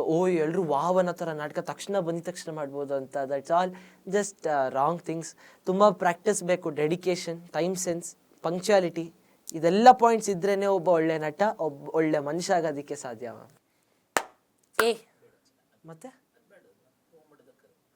ಅಮ್ಮ ಇದನ್ನೆಲ್ಲ ನಿಂಗೆ ಹೇಳಬೇಕು ಅಂತ ಓಡೋಡಿ ಬರ್ತಿದ್ದೆ. ಗೊತ್ತಮ್ಮ, ಅಪ್ಪ ಹೋದ್ಮೇಲೆ ನಾನೇ ನಿನ್ನ ಉಸಿರು ಬದುಕಾಗಿದ್ದೆ. ಆದರೆ ನನ್ನಲ್ಲಿ ಏನೋ ಬದಲಾವಣೆ. ಆ ಚಾಂದಿದಿ ನೋಡಿದಾಗಲ್ಲ ಅವಳ ಥರ ಸೀರೆ ಉಡ್ಬೇಕು, ಬಳೆ ತೊಡಬೇಕು, ಹೂವು ಮುಡ್ಕೋಬೇಕಂತ ಆಸೆ ಆಗ್ತೈತಮ್ಮ. ಅದೇ ಇದನ್ನೆಲ್ಲ ನಿಂಗೆ ಹೇಳಬೇಕು ಅಂತ ಓಡೋಡಿ ಬರ್ತಿದ್ದೆ. ಆದರೆ ನನ್ನಿಂದ ನಿಂಗೆಲ್ಲಿ ಬೇಜಾರಾಗುತ್ತೋ, ಮೋಲ್ ಆದವ್ರ ಮುಂದೆ ನೀನೆಲ್ಲಿ ತಲೆ ತಗ್ಸ್ಬೇಕು ಅಂತ ಮನೆ ಬಿಟ್ಟು ಓಡೋದೆ. ಅಲ್ಲಿ ಯಾರ್ದು ಕೈ ಸಿಕ್ತೆ. ಅವರು ನನ್ನನ್ನು ಓಕೆ, ಇಷ್ಟೆಲ್ಲ ನಟನೆ ಮಾಡಿದ್ದೀರಾ ಅಂತ ಹೇಳಿದ್ರೆ ಒಬ್ರೊಬ್ರಿಗೂ ಒಬ್ರೊಬ್ರು ರೋಲ್ ಮಾಡೆಲ್ ಅಂತ ಇರ್ತಾರೆ. ಸೊ ನಿಮ್ಗೆ ಯಾರಾದ್ರೂ ರೋಲ್ ಮಾಡೆಲ್ ಇದೆ? ನಂಗೆ ರೋಲ್ ಮಾಡೆಲ್ ನಮ್ಮ ಅಪ್ಪ ಅಮ್ಮನೇ. ಓಕೆ. ಏಕೆಂದರೆ ನನಗೆ ಅವರೇ ಎಲ್ಲ ಸಪೋರ್ಟ್ ಮಾಡಿದ್ದು. ನನ್ನ ಇಂಟ್ರೆಸ್ಟ್ಗೆ ಎಲ್ಲ ಪೇರೆಂಟ್ಸು ಎಲ್ಲರ ಮಕ್ಳಿಗೂ ಸಪೋರ್ಟ್ ಮಾಡಲ್ಲ. ಅವ್ರ ಮಕ್ಕಳು ಬರೀ ಇಂಜಿನಿಯರೇ ಆಗಬೇಕು, ಡಾಕ್ಟ್ರೇ ಆಗಬೇಕು ಅಂತ ಹೇಳ್ತಾರೆ. ನಮ್ಮ ಪೇರೆಂಟ್ಸ್ ಹಂಗಿಲ್ಲ. ನೀನೇನು ಮಾಡ್ತೀಯ ಮಗನೇ, ಅದನ್ನೇ ಮಾಡು, ಅದರಲ್ಲೇ ನೀನು ದೊಡ್ಡ ಮಟ್ಟಕ್ಕೆ ಹೋಗು ಅಂತ ಹೇಳ್ತಾರೆ. ಸೊ ಎಸ್, ಅಷ್ಟೇ. ಈಗ ಪ್ರತಿಯೊಂದು ರಂಗಭೂಮಿಯಲ್ಲೂ ಕೂಡ ನೀವು ನಟನೆ ಮಾಡಬೇಕು ಅಂತ ಹೇಳಿದ್ರೆ, ನೀವು ತುಂಬಾ ಚೆನ್ನಾಗಿ ಆಕ್ಟ್ ಮಾಡ್ತಿದ್ದೀರಾ ಅಂತ ಹೇಳಿದ್ರೆ ಕೈ ಬೀಸಿ ಕರೆಯುತ್ತೆ. ಸೊ ಹಾಗಾಗಿ ನಿಮ್ಗೆ ಯಾರ್ಯಾರು ಪ್ರೋತ್ಸಾಹ ಕೊಟ್ಟಿದ್ದಾರೆ ಅಥವಾ ಇಷ್ಟಪಟ್ಟು ಬನ್ನಿ ನಮ್ಮ ಜೊತೆ ಆಕ್ಟ್ ಮಾಡಿ ಅಂತ ಕರೆದಿರೋದು? ಎಲ್ಲರೂ ಅಂದರೆ ಇಡೀ ಕನ್ನಡ ರಂಗಭೂಮಿ ಇವು ನಮ್ಮ ಮಗಪ್ಪ, ಇವು ನಮ್ಮ ಗೋಕುಲಪ್ಪ ಏನು ಅಂತ ಹೇಳ್ಬಿಟ್ಟು ಕರೀತಾರೆ. ಇದರಿಂದ ಏನಂದರೆ ತುಂಬ ಕಾಂಟ್ಯಾಕ್ಟ್ ಇನ್ಕ್ರೀಸ್ ಆಗುತ್ತೆ. ಇಡೀ ಕನ್ನಡ ರಂಗಭೂಮಿನೇ ನಮ್ಮ ಮಗ ಏನು ಅಂತ ಹೇಳ್ತಾರೆ. ತುಂಬ ಖುಷಿಯಾಗುತ್ತೆ, ತುಂಬ ಪ್ರೌಡ್ ಫೀಲಿಂಗ್ ಆಗುತ್ತೆ. ಆಮೇಲೆ ಈ ಇಂಟರ್ವ್ಯೂಯಿಂದ I would like to thank Ravi ಅಣ್ಣ, ಗೌತಮ್ ಅಣ್ಣ ಹಾಗೂ ನನ್ನ ಎಲ್ಲ directors, Krishnamurthy Kavatar sir, SLN sir, ಸ್ಪಷ್ಟ ಥಿಯೇಟ್ರಲ್ಲಿ ಗಗನ್ ಸರ್, ಹಾಗೂ ಪ್ರವರ ಥಿಯೇಟ್ರಲ್ಲಿ ಹನು ಸರ್, ಹಾಗೂ ಥಿಯೇಟ್ರ್ ಥೆರಪಿಯಲ್ಲಿ ಬೆಳ್ತೂರ್ ಸರ್, ಹಾಗೂ ಇನ್ನೆಲ್ಲ ಡೈರೆಕ್ಟರ್ಸು, ಹಾಗೂ ಮೇನ್ಲಿ ಸೀನಣ್ಣ ಹಾಗೂ ರವಿ ಅಣ್ಣ, ಪವನ್ ಅಣ್ಣ, ಪುನಿಯಣ್ಣ ಎಲ್ಲರೂ ನನ್ನ ಬ್ಯಾಕ್ ಬೋನ್ ಆಗಿ ನಿಂತಿದ್ದಕ್ಕೆ thank you so much. Love you all. Thank you. ಅಂದರೆ ನಟನೆ ಅಂತ ಹೇಳಿದ್ರೆ ಕೇವಲ ಒಂದೇ ಥಿಯೇಟರ್ಗೆ ಸ್ಟಿಕ್ ಆನ್ ಆಗಬೇಕು ಅಂತ ಏನಿಲ್ವಾ? ಯಾವುದಕ್ಕೆ ಬೇಕಾದ್ರೂ ಹೋಗಿ ಜಾಯಿನ್ ಮಾಡಿ ಆ್ಯಕ್ಟ್ ಮಾಡುವಂಥ ಇರತ್ತಾ ಹಾಗೆ ಅಂತ? ಎಲ್ಲ ಥಿಯೇಟ್ರಲ್ಲೂ ಒಂದೊಂದೊಂದೊಂದು ಎಕ್ಸ್ಪೀರಿಯನ್ಸ್ ಇರುತ್ತೆ. ಒಬ್ಬೊಬ್ರು ಒಂದೊಂದು ಜಾನರ್. ಅಂದರೆ ಇದರಲ್ಲೇ ನಾವು ಸ್ಟೇ ಆಗಬೇಕು ಅಂತ ಇಲ್ಲ. ಇಲ್ಲ, ಯಾವುದಕ್ಕೆ ಬೇಕಾದ್ರೂ ಹೋಗ್ಬೋದು, ಆ್ಯಕ್ಟ್ ಮಾಡ್ಬೋದು. ಅದೇ it depends on there interest again. Okay, ಅಂದರೆ ಒಂದಕ್ಕೆ ಇರಬೇಕು. ಫಾರ್ ಎಕ್ಸಾಂಪಲ್ಗೆ ರಂಗಾಯಣ ಅಂತ ಹೇಳಿದ್ರೆ ನಾವು ರಂಗಾಯಣದಲ್ಲಿ ಇರಬೇಕು ಅನ್ನೋ ರೂಲ್ಸ್ ಕಂಡೀಷನ್ಸ್ ಇರಲ್ಲ. ಯಾವುದಕ್ಕೂ ಬೇಕಾದ್ರೂ ಹೋಗ್ಬೋದು. ನಿಮಗೆ ಇಂಟ್ರೆಸ್ಟ್ ಏನಿರುತ್ತೆ, ಅವ್ರು ಏನು ಸಜೆಸ್ಟ್ ಮಾಡ್ತಾರೆ ಅದ್ರ ಮೇಲೆ ಹೋಗೋದು ಅಂತ. ಎಸ್ ವೀಕ್ಷಕರೇ, ಇಷ್ಟೊತ್ತು ಗಮನಿಸ್ತಾ ಇದ್ರಿ ಗೋಕುಲ್ ಅವರು ಅವರ ನಡೆದು ಬಂದ ಹಾದಿ. ಇಂಪಾರ್ಟೆಂಟ್ ಆಗಿ ಪದೇ ಪದೇ ಹೇಳ್ತಾ ಇದ್ದಿದ್ದು ಅವರ ಅಪ್ಪ ಅಮ್ಮ ಕೊಟ್ಟಂತಹ ಪ್ರೋತ್ಸಾಹ. ಪ್ರತಿಯೊಬ್ಬರೂ ಕೂಡ ನಿಮ್ಮ ಇಂಟ್ರೆಸ್ಟ್ ಏನಿದೆ, ನಿಮ್ಮ ಮಕ್ಕಳ ಇಂಟ್ರೆಸ್ಟ್ ಏನಿದೆ ಅದನ್ನು ಗಮನಿಸಬೇಕು. ಯಾಕಂತ ಹೇಳಿದ್ರೆ ಮಕ್ಕಳು ಅಂತ ಹೇಳಿದ್ರೆ ಉದ್ಯಾನವನದಲ್ಲಿರುವಂತಹ ಹೂವಿನ ಗಿಡದ ರೀತಿ. ಅವ್ರಿಗೆ ಇಂಟ್ರೆಸ್ಟ್ ಏನಿದೆ ಆ ರೀತಿಯಾದಂಥ ಪ್ರೀತಿಯನ್ನು ಅವ್ರಿಗೆ ಧಾರೆ ಎರಿಬೇಕು ಅನ್ನೋದು ನಮ್ಮ ಕರ್ನಾಟಕ ನ್ಯೂಸ್ ಬೀಟ್ನ ಆಶಯ. ಎಸ್ ಗೋಕುಲ್, ಇಷ್ಟೊತ್ತು ನಮ್ಮ ಜೊತೆ ನಮ್ಮ ಕಾರ್ಯಕ್ರಮದಲ್ಲಿ ಟೈಮ್ ಮಾಡ್ಕೊಂಡು ಬಂದ್ರಿ. ನಮ್ಮ ಯುವ ಸಮುದಾಯಕ್ಕೆ ಒಂದು ಮೆಸೇಜ್ ಕೊಟ್ರಿ. ಅದರಲ್ಲೂ ಕೂಡ ನಿಮ್ಮಂತಹ ಯುವ ಜನತೆ, ಅಂದರೆ ನಾಟಕ ಅಂತ ಹೇಳಿದ್ರೆ ಎಲ್ಲೋ ಒಂದು ಕಡೆ ಸಪ್ಪೆ ಮೊರೆ ಹಾಕೊಳ್ಳೋದು, ಅಥವಾ ನಮಗೆ ಸಿನಿಮಾದಲ್ಲಿ ಆ್ಯಕ್ಟ್ ಮಾಡಬೇಕು, ಸೋಷಿಯಲ್ ಮೀಡಿಯಾದಲ್ಲಿ ಸ್ಟಾರ್ ಆಗಬೇಕು ಅಂತ ಅಂದ್ಕೊಳ್ಳುವಂಥ ಈ ಜನ್ರೇಷನಲ್ಲಿ ನೀವು ತೆಗೆದುಕೊಂಡಿರುವಂಥ ಹೆಜ್ಜೆ, ನಿಮ್ಮ ಪೇರೆಂಟ್ಸ್ ಕೊಡ್ತಾ ಇರುವಂಥ ಪ್ರೋತ್ಸಾಹ ಎಲ್ಲದೂ ಒಳ್ಳೆಯದಾಗಲಿ. ಇನ್ನೂ ದೊಡ್ಡ ದೊಡ್ಡ ಸ್ಕ್ರೀನ್ ಸಿಗಲಿ, ಇನ್ನೊಂದಷ್ಟು ಪ್ರಶಸ್ತಿಗಳು ನಿಮ್ಮನ್ನ ಬಿಗಿದಪ್ಕೊಳ್ಳಿ ಅಂತ ನಮ್ಮ ಕರ್ನಾಟಕ ನ್ಯೂಸ್ ಬೀಟ್ನಿಂದ ನಾವು ಆಶಿಸ್ತೀವಿ. Thank you so much. Thank you ma'am. ಹಾಗೂ ನನಗಿಲ್ಲಿ ಇಂಟರ್ವ್ಯೂ ಮಾಡಿ ಆಪರ್ಚುನಿಟಿ ಕೊಟ್ಟಿದ್ದಕ್ಕೆ ಕನ್ನಡ ನ್ಯೂಸ್ ಬೀಟ್ಗೆ ಥ್ಯಾಂಕ್ ಯು. ಆ್ಯಂಡ್ ಕೊನೆಯದಾಗಿ ನನ್ನ ಮಾತು ಏನು ಹೇಳ್ತೀನಿ ಅಂದರೆ, ಎಲ್ಲರೂ ಕನ್ನಡ ನಾಟಕಗಳನ್ನು ಪ್ರೋತ್ಸಾಹಿಸಿ, ಪ್ರೀತಿಸಿ, ಅನುಭವಿಸಿ, ಅಭಿನಯಿಸೋದನ್ನು ನೋಡಿ, ರಂಗಮಂದಿರಕ್ಕೆ ಬಂದು ನಾಟಕವನ್ನು ನೋಡಿ ಎಲ್ಲರೂ ಪ್ರೋತ್ಸಾಹಿಸಿ ಅಂತ ಹೇಳ್ತೀನಿ. ಬರೀ ಎಲ್ಲ ನಾಟಕ ಅಲ್ಲ, ಬೇರೆ ನಾಟಕಗಳನ್ನು ಪ್ರೋತ್ಸಾಹಿಸಿ, ಅಂದರೆ ಬೇರೆ ಲ್ಯಾಂಗ್ವೇಜಸ್ನು ಎಲ್ಲ ನಾಟಕ ನೋಡಿ ಪ್ರೋತ್ಸಾಹಿಸಿ, ಪ್ರೀತಿಸಿ. Thank you. ಎಸ್ ವೀಕ್ಷಕರೇ, ಇದಾಗಿತ್ತು ಈ ಹೊತ್ತಿನ ವಿಶೇಷ. ನೋಡ್ತಾ ಇರಿ ಕರ್ನಾಟಕ ನ್ಯೂಸ್ ಬೀಟ್. ನ್ಯಾಯ ನಮ್ಮೊಂದಿಗೆ, ನಾವು ನಿಮ್ಮೊಂದಿಗೆ.